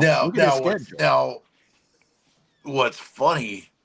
What I think about is does Golish. You've got 3 Power 4 opening jobs. You don't take the UCLA job. You could take the Virginia Tech job. I could see him going. You going take to the Florida Tech. job. I see him taking the Florida job. Everybody's talking about Kiffin going to Florida. No. If I'm Florida and I get rid of Napier, I'm going Alex Golish. Yep. If Kiffin goes anywhere, it'll be Auburn. Has that ever happened before where the team that like that would have been the equivalent of Lloyd Carr and Michigan losing to Appalachian State and like them hiring, the Appalachian State coach, that Golish is the Florida coach next year. I mean, Yep. it'd be, That would be crazy. and I guess could, what we play them next year, right? They're still on our schedule. So Heupel would be taking on Golish next year if that happened. yeah, it'll correct? be interesting to see what our If that schedule is happened? next year Oh because God, it's a 9-game schedule. that'd It's be an 9 offensive games. showdown. Yeah. But you trust Tennessee's defense. Well, I can guarantee you this: DJ Lagway will not be their quarterback next year if Golish takes over. He'll find somebody to run his offense. But if I'm Florida, I'll get rid of Napier, put it in interim, and I push for Golish. Yep. I do it in a heartbeat. That his offense. I mean, we still miss his offense here. You go for Golish. Yeah. And Golish deserves his offense is amazing. What'd you say? Tell you who else is on a hot seat. Stoops up in Kentucky is on a pretty hot. His seat is getting a lot harder because his offense. He's got all the defense in the world, but he's got no offense. He's always been a defensive guy. So, but at least you have a capable offense. It's like when we hired Pruitt, we had a defense because Pruitt was a defensive coach, but we had no fucking offense. Exactly. And no matter what you think, you could not be a defensive coach in college football. Is it fair to say Vanderbilt's better than Kentucky in football now? Yes. Yes. Yeah, it's safe to say. I was just curious. Yeah. I was just curious. So yeah, because for the longest time I used to count those as 2 easy wins for Tennessee. We had that streak for them for years. And not saying Tennessee will win both of them this year, but what I'm getting at is that like I always used to think who's worse, Vanderbilt or Kentucky? And Kentucky had them Gerard Lorenzen years and so forth. But lefty. Yeah, Andre Woodson years, Randall Cobb years, Devin Leary. They had Devin Leary the last couple of years that they. Sean Mobley was there at Kentucky for a bit. So yep. Oh yeah, Pittman. Pittman's going to get fired. Yeah, when Pittman will be beats next. Arkansas, that'll be the Pittman game. That'll be the end of Pittman. Goodbye, Pittman. So yeah, terrific offensive line coach, just not a great head coach. I would hire him to coach my offensive line in a New York minute. Man, on the offensive line. What's the line? As a head coach? No. What's the line coach for Tennessee? That's a good question. I don't know who the offensive line coach for Tennessee is. No, it's one of our line coaches. It might not be O-line. It might be D-line. D-line is Rodney Garner. Garner. You would never put Rodney Garner in a DC position. There's certain coaches that you just don't put there, and why they put Pittman as a head coach. I mean, the guy's amazing. He gets guys hype. Like I've turn that jukebox on, baby. I got kids that I coach that got recruited by him. Amazing dude, but like you're a line coach. Like you are not set up to be a head coach. That's like Kevin Steele. If you remember Kevin Steele, great defensive Tennessee's head coach for 1 week after we hired him from Auburn and got a nice huge freaking payday. Exactly. Yep. I'll tell you guys this one. Here's a game that I just saw that I wanted to add to it because there's a little bit of a storyline because I was wondering how they were doing so far. Michigan State's coach used to be at Oregon State. Now Oregon State's a disaster. Jonathan Smith, who was a great quarterback for them, led them with Ken Simonton a long time ago, came back home, had a couple good years at Oregon State. Michigan State threw him a bag, and he's at Michigan State. Well, they're 3-0, and they're taking on at USC. That's the equivalent of our old Pac-12 football that we used to like to enjoy on ESPN to go to sleep Pac-12 after dark. But it's actually going to be Fox at 11 o'clock at night. Can you believe that? Fox has an 11 o'clock at night game. Michigan State 3-0, USC 3-0. I'll tell you one thing. Jonathan Smith at Oregon State beat, our guy Lincoln over there at USC. It is in the Trojans. It is at USC. Yep. So yeah, but if you haven't don't sleep on Michigan State, man. Nope. Do not sleep on If you haven't seen USC play, they got a kid at quarterback named Jordan Maleva. This kid's a stud. This kid can move. He's got a cannon for an arm. He's a real deal. People are talking him up as the next Lincoln Riley disciple when it comes to quarterbacks. He is really talented and young. He's only, I think, 20. Ian And he's says a the tough Trojans win easily. So, and he would know. He's the guy to talk to about bets. So, yeah, him or Kerry, that's who I like to talk to. So, yeah, for sure. I mean, That's gonna be an interesting contest. Michigan who does State. UCLA lose to this week? Do they even have a game or what? So, are they on the schedule? Duh. Shoot, I mean, No, who do they're they off lose this. to? I think they're off this week. That's why they. No, they off Jeez. Oh already. my God, are they terrible? I heard this name They as a stink. possible They head coach. Hang on to your hats, because this name that I've heard, this would be the ultimate. If anybody, they need someone to get that program back started, and he's been out of coaching for the last 2 years. John Gruden. That Really? name, yes. Wow. He is itching to get back into the college game. He was here. He's great at raising money. Mhm. He has his camp down in Florida where all the college kids come anyway. He could go after the best athletes across the country and raise money for their NIL and everything else. You put John Gruden at UCLA, you give him time, he'll have him respectable again. I would say if I had to, guys who've been out coaching, everybody talks about Dion. You give me Gruden all day.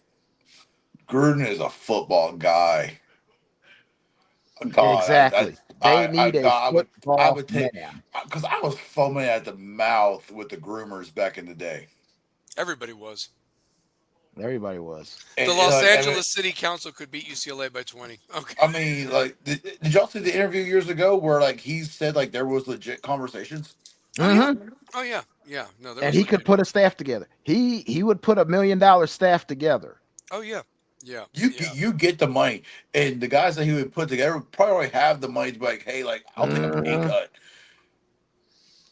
I have one for you guys, by the way, real quick. It's a game that it's amazing because at the beginning of the year, I'd at least think that one of these teams would be ranked or what have you. What game is more intriguing from these two? That Syracuse at Clemson or Wofford at Virginia Tech? What's the more intriguing game? Does Virginia Tech even win on Saturday?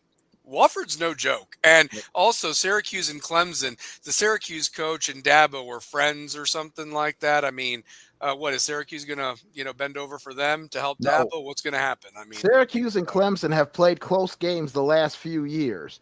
Syracuse If you takes remember it. 2 years ago, if you remember a couple years ago, Syracuse had Clemson beat at Death Valley and missed 2 field goals at the end that would have knocked Clemson out of the college football playoff, which they would eventually get knocked out 2 weeks later. Syracuse beats Clemson 3 years ago and knocked them out of the playoff. Syracuse has played Clemson closer outside of Miami, outside of Florida State, than anybody else in the conference. Syracuse has found a way to play Clemson close. Syracuse is no joke when it comes to Clemson. Clemson knows that they're in for. Where's the game at? Is it at Death Valley? it is. That's gonna be that's gonna be tough because Clemson right now is struggling. Klubnik's overrated. Their defensive line, which is supposed to be good, is not. Because they were down 2 weeks ago. They were down to Troy 16-3 at halftime. And Troy got $1.5 million and almost beat them. Yep. And then you got Arkansas at Memphis too. That's another game. Maybe Pittman gets fired. Memphis is 3-0. Memphis is tough. I mean, the Tennessee teams. Memphis is 3-0. Vanderbilt's 3-0, and Tennessee's 2-1. They're better than the South Carolina teams. South Carolina teams are 1-2 at this point. So, yeah. I mean, Give me the low, or give me the college of low country. Sorry, go Sharks, go Sharks. That was the school down in Beaufort, South Carolina, that I got my degree from. Oh I my like that. gosh. I like that. Is that Walford? Beaufort, South That Carolina. is Wofford. Yeah, that is Buford. Yeah. Beaufort. Yeah. Mhm. Yep, right. It's let's see, Beaufort is 45 minutes from Savannah, 30 minutes from Okay. Hilton Head, and 60 minutes from Charleston. Yeah, I've been through Buford. Yeah. I've been through there a few Home of times. home of Paris Island, where real Marines are made. Yep. Mm-hmm. Yep, I lived there for 3 Yep. years. Well, I wanted to ask you guys something real quick. Let's talk a little NFL, real quick storylines. I mean, what has stood out to you? But by the way, there's not a more atrocious team right now in the NFL than the Miami Dolphins. What a clown show that is! If everybody's talking about the Hurricanes on Saturday, I'm just going to say this: if Saturday for the Hurricanes is cojones, on Sunday, the little balls haven't dropped yet for the Miami Dolphins. That is a Have you just clown have you show seen the right now, Titans honestly. play? I mean, come on. Yeah, but Hey, at least the Titans the had Titans are playing hard. I mean, they're going to get killed. Cam Ward They're gonna killed. get poor Cam guy. Ward I mean, killed, but they're 11 playing sacks hard, in Hey, two man. we're playing for draft picks. Yeah, I mean, They need more what is weapons. going on with the Dolphins and Tua? And I said Daniels would be the first Tua coach needs to be fired in the done. NFL. Tua is Don't done. worry. Like he My is. boys are gonna finish off Tua and McDaniel tomorrow night. My Is boys it are tomorrow? gonna Is that game tomorrow night, Kerry? on Prime, Buffalo, Fantasy Miami, owners, in start Buffalo. every bill you have, sit every Dolphin. Honestly, Yeah. right now, fantasy owners, gentlemen, if you Hey. want points, James Cook is going to have 30 tomorrow Yep. night. So is Josh Allen. Because So, Josh Allen only threw for 150 yards Sunday against the Jets, and he didn't need to be anything because they destroyed the Jets. he might He's be gonna out after go the on. first He's quarter. 15 and he's 13-2 lifetime against the Dolphins. No Got a matter better who record the than Jim quarterback Kelly, has and Jim been. Kelly was like almost automatic against the Dolphins every time. I got to live Dominated that the Dolphins. So, Yep. yeah. Hey, I'll be So, right yeah, back they're on. 12 and a half Hey, point I'll be right favorite. back on. I got to jump I off for a take the second. over. Two pair. The Dolphins, they stink. They stink. So, they're awful. They are terrible. They are stink. awful. The Dolphins. They are horrible. So I hate their gut. I hate Miami. oh. Always have the Dolphins. Hate them. You know, and the thing is where's that game at? Is it also In Buffalo. Is it in Buffalo? No, It's because in I was about to Buffalo. say if it was in Miami, there might be more Buffalo fans there than Dolphin fans. Oh, this is I mean, gonna be bad in November anyway. it's true. Well, I've always felt that way about the dang Jets too. That there's always more Jets fans down there, and it's supposed to be a home game for the Dolphins. Yeah, a lot in of New Miami. Yorkers moved down there to All Florida of to them, retire. upstate or the city, moved down there. So yeah, I mean, shoot. But two pair. What about you in the NFL, man? Who has stood out to you? Who do you like so far, and who's just terrible at this point in the NFL? Man, I've been surprised with Indianapolis. I've been surprised with. Yeah. That one really, like Indianapolis, the way they've been playing, the way they played against Miami, the way they played against Denver. That was a great game with Denver. That was. I just think a lot of it, man. Situation matters, and I think Daniel Jones is just in a better situation, better organization to really get the best of him. Get the best of him for a team. Yeah. Anybody's thoughts on Joe Burrow getting hurt and done for the year with his turf toe? I mean, they said he's back in 3 months. Season's over in 3 months. It's going to take longer than that. My sister had turf toe, and it took her about a year to get past it. It's going to take longer than 3 months. How did it happen? Did he run or did he get sacked? He got sacked. He got sacked. He got sacked. Oh, God. I mean, that's what happens when you don't do enough to protect your quarterback. Like, Andrew Luck 2.0. Wow. It's the same thing that happened to Andrew Luck. That's why he retired at 29. He had no offensive line. Joe Burrow has had no offensive line. This is the third time he's been hurt, and he'll miss the equivalent of 2.5 years because of his injuries. Wow. And if you had told me at the start of the season, after 2 weeks, the Chiefs would be 0-2, Bengals actually for once start 2-0, but lose their quarterback for the year, and then Daniel Jones looks like the comeback player of the year and an MVP candidate in the same breath. There's no way anybody could have figured that out. Hey, did you all see speaking of the Chiefs, I'm glad you brought them up. Did anybody see the trash talk between the Chiefs defensive lineman and Jalen Hurts? He goes, "You didn't even get over 100 yards." And he goes, "Shut the hell up. Look at the scoreboard." He tells them or whatever. And actually, he did get over 100 yards. He had 101 yards. They looked at his scoreboard. I mean, the Chiefs guy is more worried that he didn't get 100, even though he really did. And it's like, dude, who gives a crap? They still won the damn game. Even if he had 5 yards and he still won the game, it Exactly. doesn't matter. They He got said- another win over you, bro. He told him, "Shut your bitch ass up. We won the game." Jalen Hurts. I love it. That's why they love him in Philadelphia. He's that kind of leader. Yeah. He's not afraid to tell you straight to your face. If you want to diss him, you better come at him with a heck of a lot more than you didn't even get 100 yards. Yeah, but look at the scoreboard. 20-17. What's the Chiefs' record right now? 0-2. 0-2. 0-2. Hey, well, let me just tell you this. Ian said the Dolphins need to sell the team, set us free, Ross. He's missed more games than Tua. I mean, look at this. I guess he's talking about Burrow. Maybe he's missed more games than Tua. Maybe. But all I know is like they Dolphins stink. They're terrible. But realistically, the Chiefs. Maybe this Kelsey Taylor Swift engagement is cursed. It's a curse. Completely. It's a curse. Over. It's done. So yeah, I mean, somebody put out a tweet Sunday. Josh Allen busted his nose. He came back in the game, missed one play. Joe Burrow got his toe stepped out at turf toe. He's out for the next 3.5 months. Can you imagine, guys? Can you imagine? Man, I'll tell you one thing. The Bills probably had the best draft by getting Josh Allen. I mean, honestly, look at that draft pick. I'm still going Bills get over the hump this year. I am too. Well, can I throw this out there? What about Herbert? He's doing good so far with the damn. And the Dolphins could have had Herbert, and they went with Tua.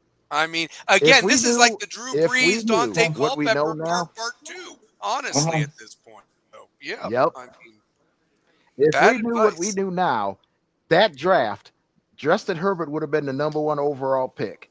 Jalen Hurts would have been the number 2 overall pick. Burrow and Tua have turned out to be the injury-prone quarterbacks out of those 4. Wow. Who'd have thought that when this first draft happened? And Jalen Hurts was picked to the 3rd round. And that has turned into the biggest. Look at the value. And it's turned into a steal. Yep. You got a 3rd round quarterback that's played in 2 Super Bowls and has won one and really should have won the other. And guys, he was Oklahoma's whole team that year. Yep. You know, Oklahoma had no defense. Those poor guys. I mean, he literally put that team on his back. Yep. He's a winner. He's a winner. Yeah, won at Alabama, has a championship ring, went to Oklahoma, led them to the playoffs, goes to Philadelphia, 2 Super Bowls. The man's only lost, I think, 1 playoff game. The man's a winner. Super Bowl. That's bottom line. He's a winner. It don't matter what his stats are. He wins. He's won 70% of his starts.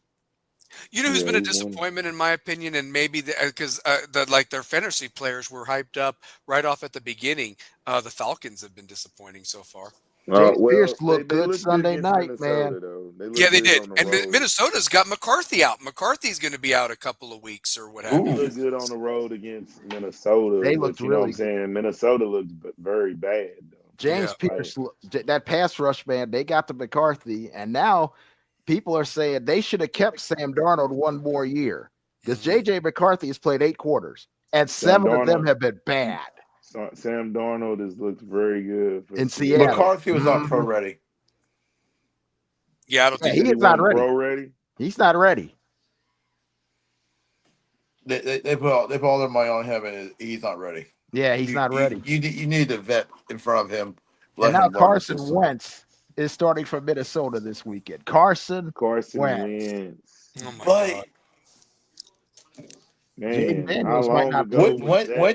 Wentz got Super Bowl though. Yeah, Daniels. Well, no, Wentz got hurt when they went to the Super Bowl. Nick Foles, right. Nick Foles won it. Yeah, Nick Foles. Wow. The Philly special. I would go with Wentz just for the veteran knowledge.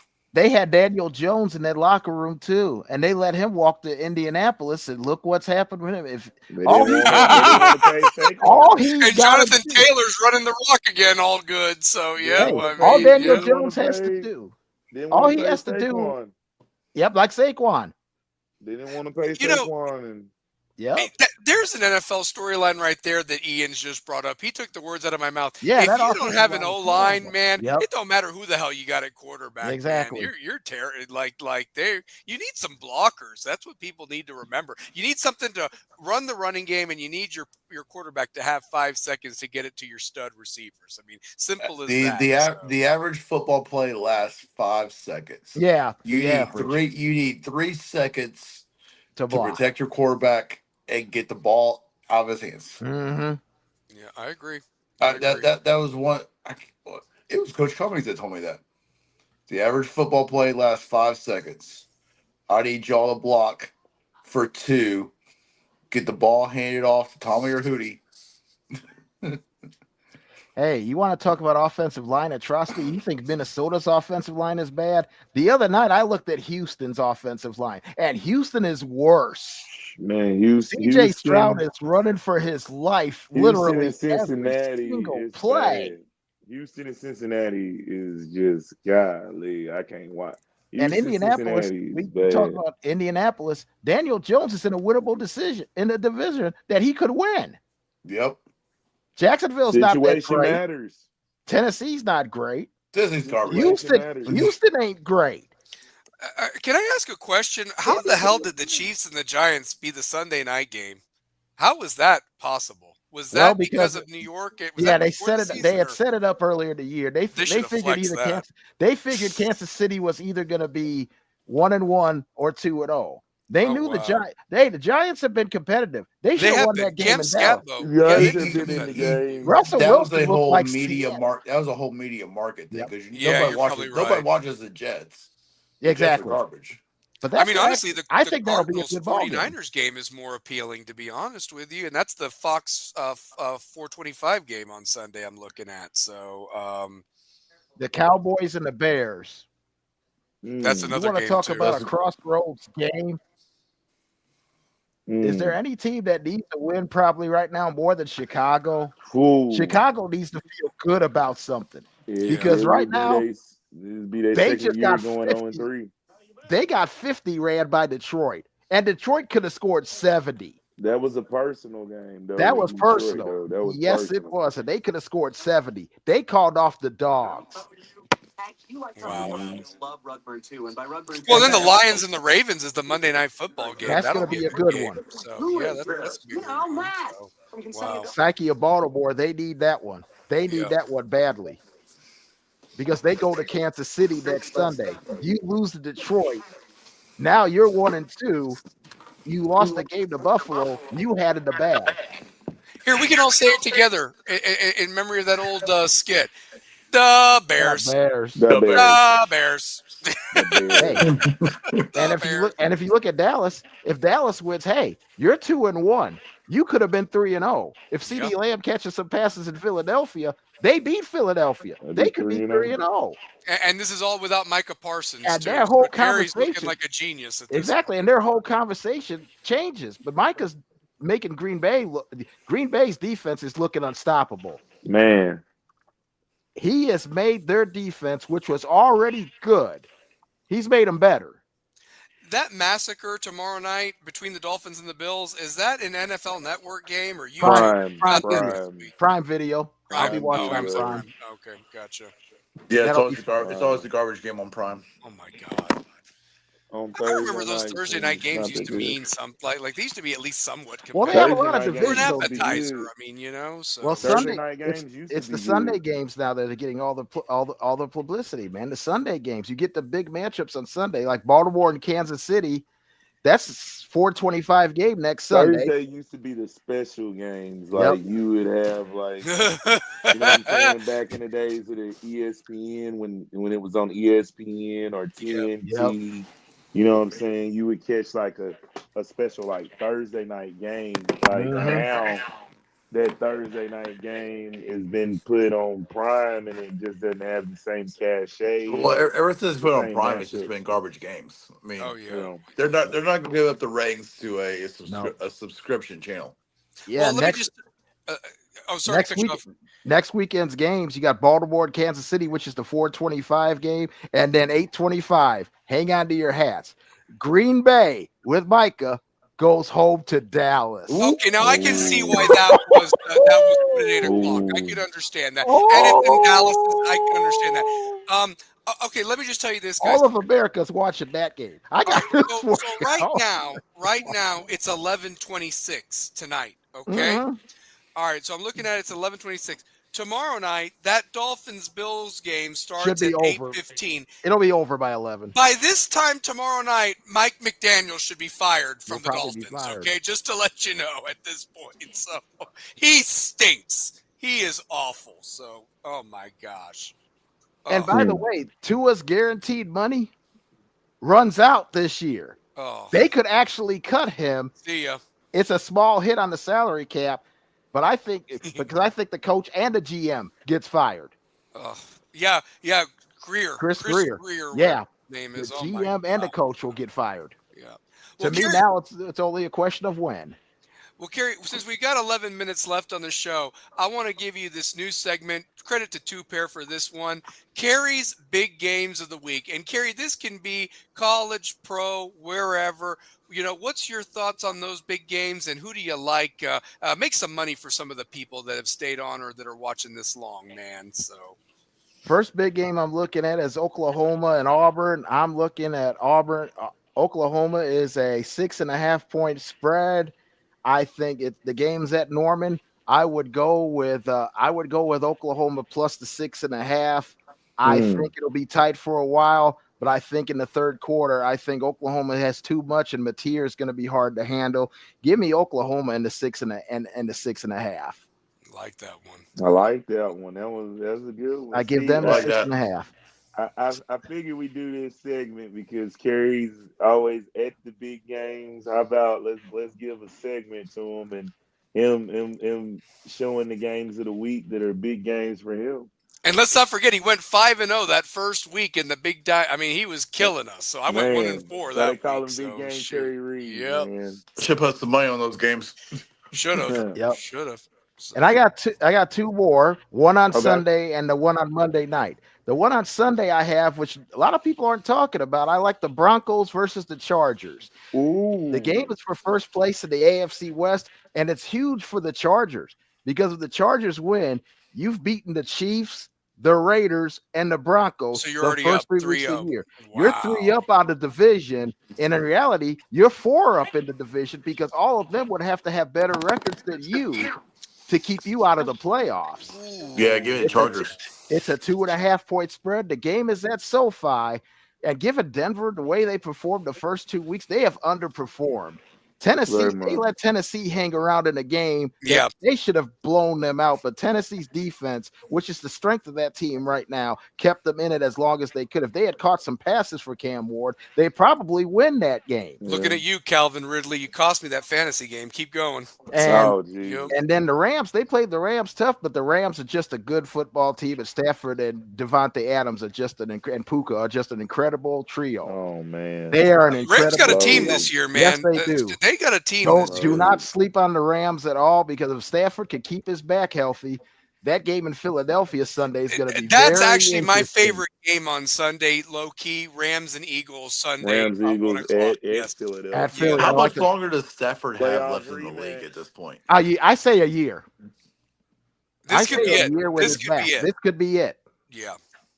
Because if everybody thinks back to the playoff game, they were a personal foul penalty away and a drop pass from possibly beating the Eagles in Philadelphia in that divisional round. Philadelphia doesn't even get to the Super Bowl if those two things go the other way. And the Chiefs probably three-peat. And they probably three-peat. You're exactly right. Yeah. So that game, I think the Rams, I would take the Rams in that game because I think they have more motivation. Philly could lose that game and survive. And Philly's offense hasn't been so hot this year. Credit to Larry Frank calling that, by the way. Once what's his name left from the Boise State, that was Kellen Moore. Kellen Moore was the offensive coordinator. Yep. So and I like. What about that Monday night game, Kerry? Tell me about that. And I also like the Chargers in that game with the Denver Broncos. I think it'll be a pick 'em. I think it'll be close, but I think divisional matchups are tough. The Monday night game is Detroit.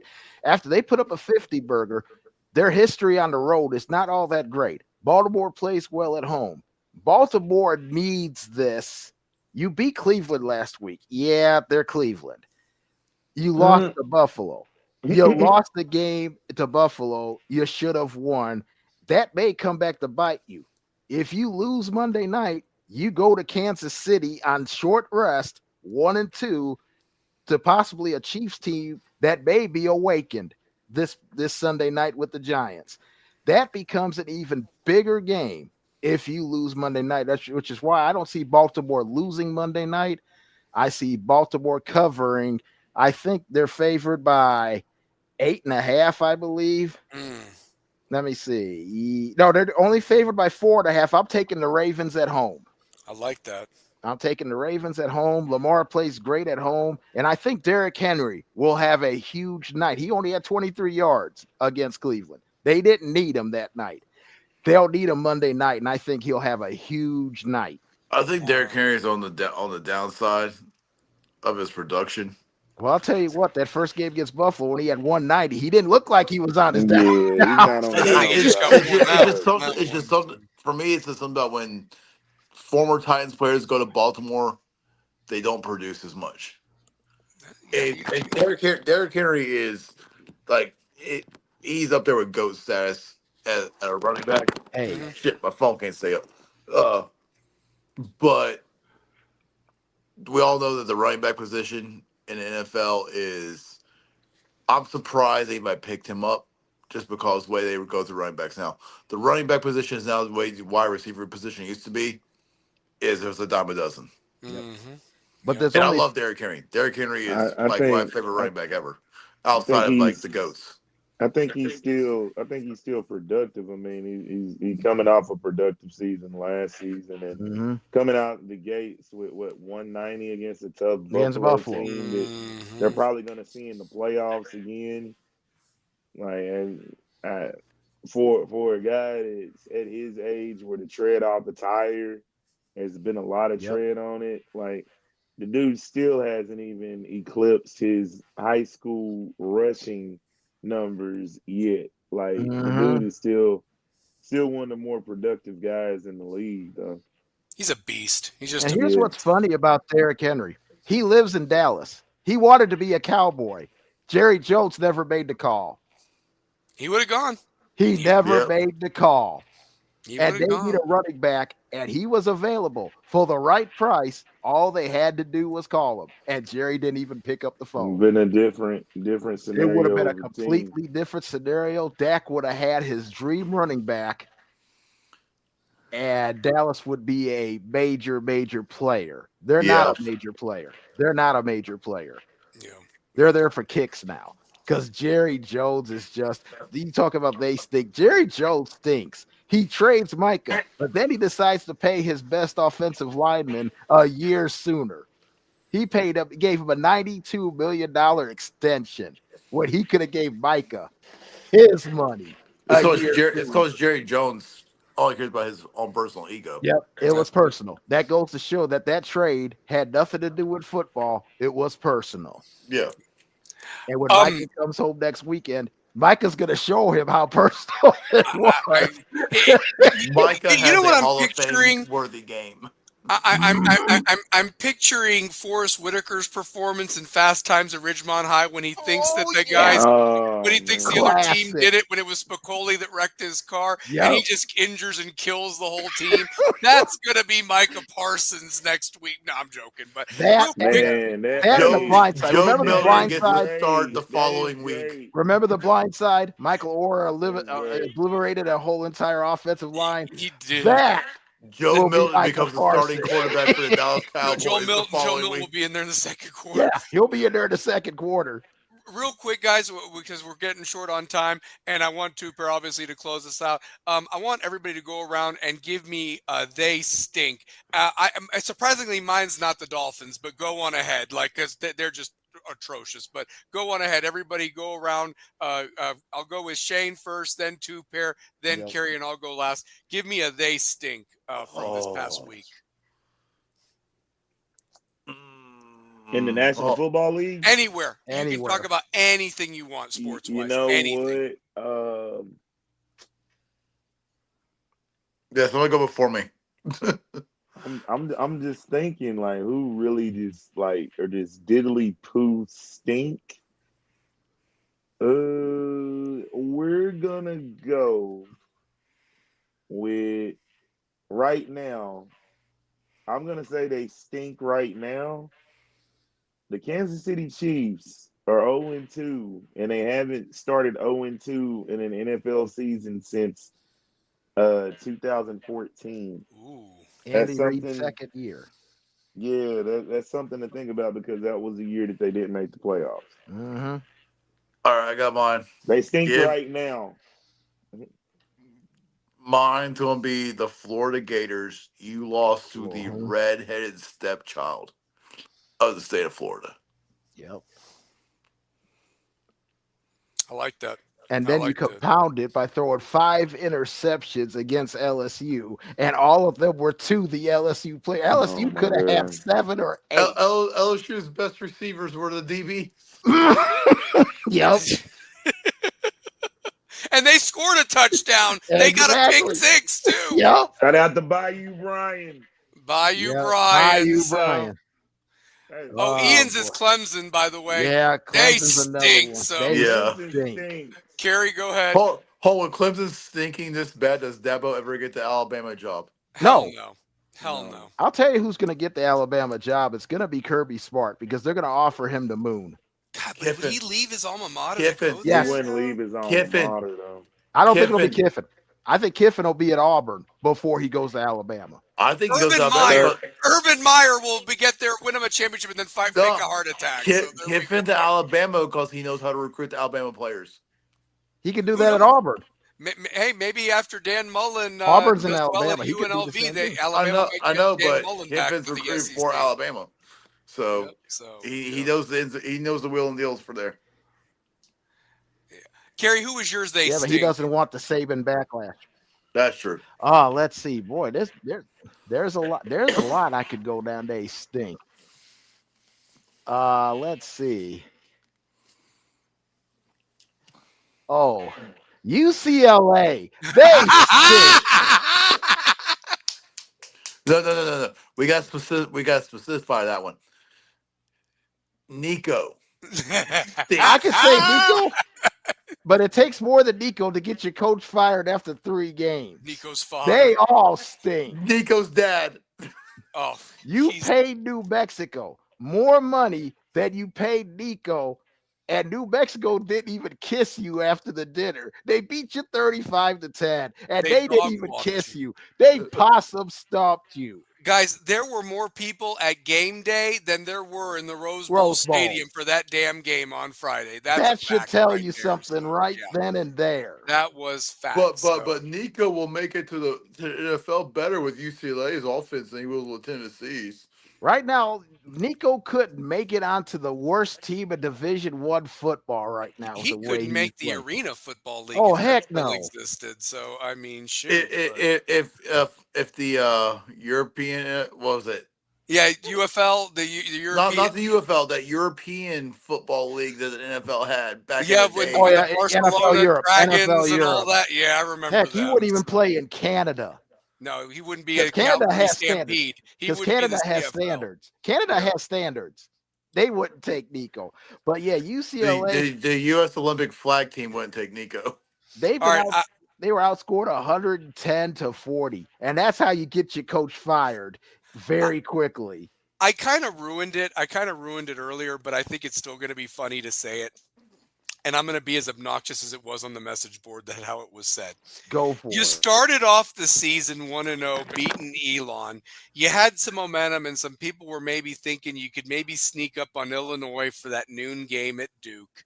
You lose that and get the doors blown off of you, only to show up at Tulane with their quarterback that you paid $7 million for, and you lost. I mean, Duke, you stink in football. And poor Manny Diaz looked after the game like he had gotten kicked in the balls from the back, honestly. I mean, you just looked horrible. There's nothing worse than that, honestly. So, Duke, you stink, and you better get it together because looking at your schedule coming up, you've got NC State, who's actually pretty good offensively, and then it doesn't really get any easier from there. I mean, because after that you've got Syracuse, Cal, Georgia Tech, Clemson, UConn. You might win, Virginia, and then you finish up with the Carolina and Wake Forest. So, but I just really think that Duke. I mean, you paid that much money, and their quarterback lost in the homecoming. So, you stink. You absolutely stink. So, yeah, but. But yeah, great show tonight, though. Great show tonight. Shane, any final thoughts going into this last weekend, brother, of the football? Prayers up for me. Yeah, Uh, man.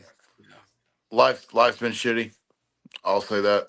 Uh, thankful for some friends who've been helping me out, but could use all the prayers. Um, prayers up for my boys tonight. They got hurt. Yeah. Like I got a bunch of dudes that are just, man, they give their all. They give their all out there.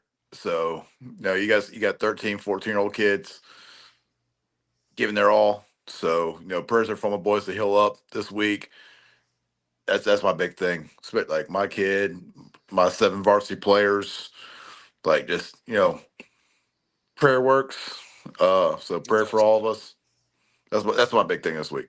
Yeah. So No, man, I got you. I got you for sure. So,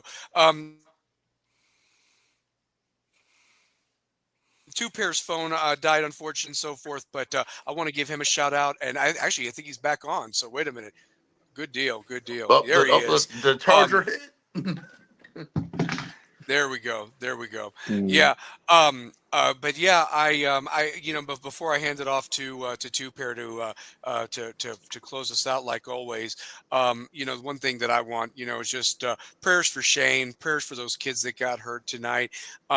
Just prayers for everybody. It's a tough time right now and everything like that, but just got to show some love. And I enjoy the sports, man. I'm so glad football's back, and just try to enjoy all the weekends and the games and everything because it goes by Right. so fast. And I was just thinking to myself, I was like, we're almost done with September. And then October gets pretty crazy. There's big game carry back on.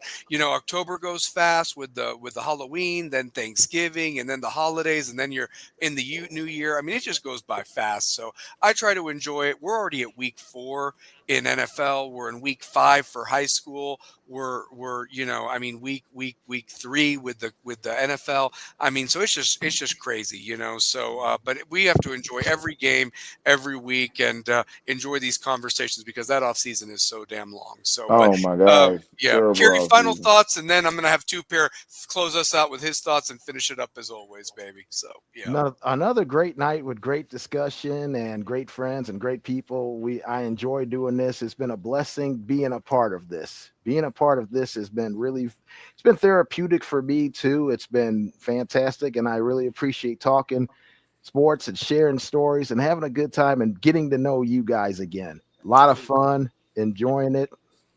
We all have life that's in front of us. Just remember to take care of each other, man. Take care of your family, take care of yourselves.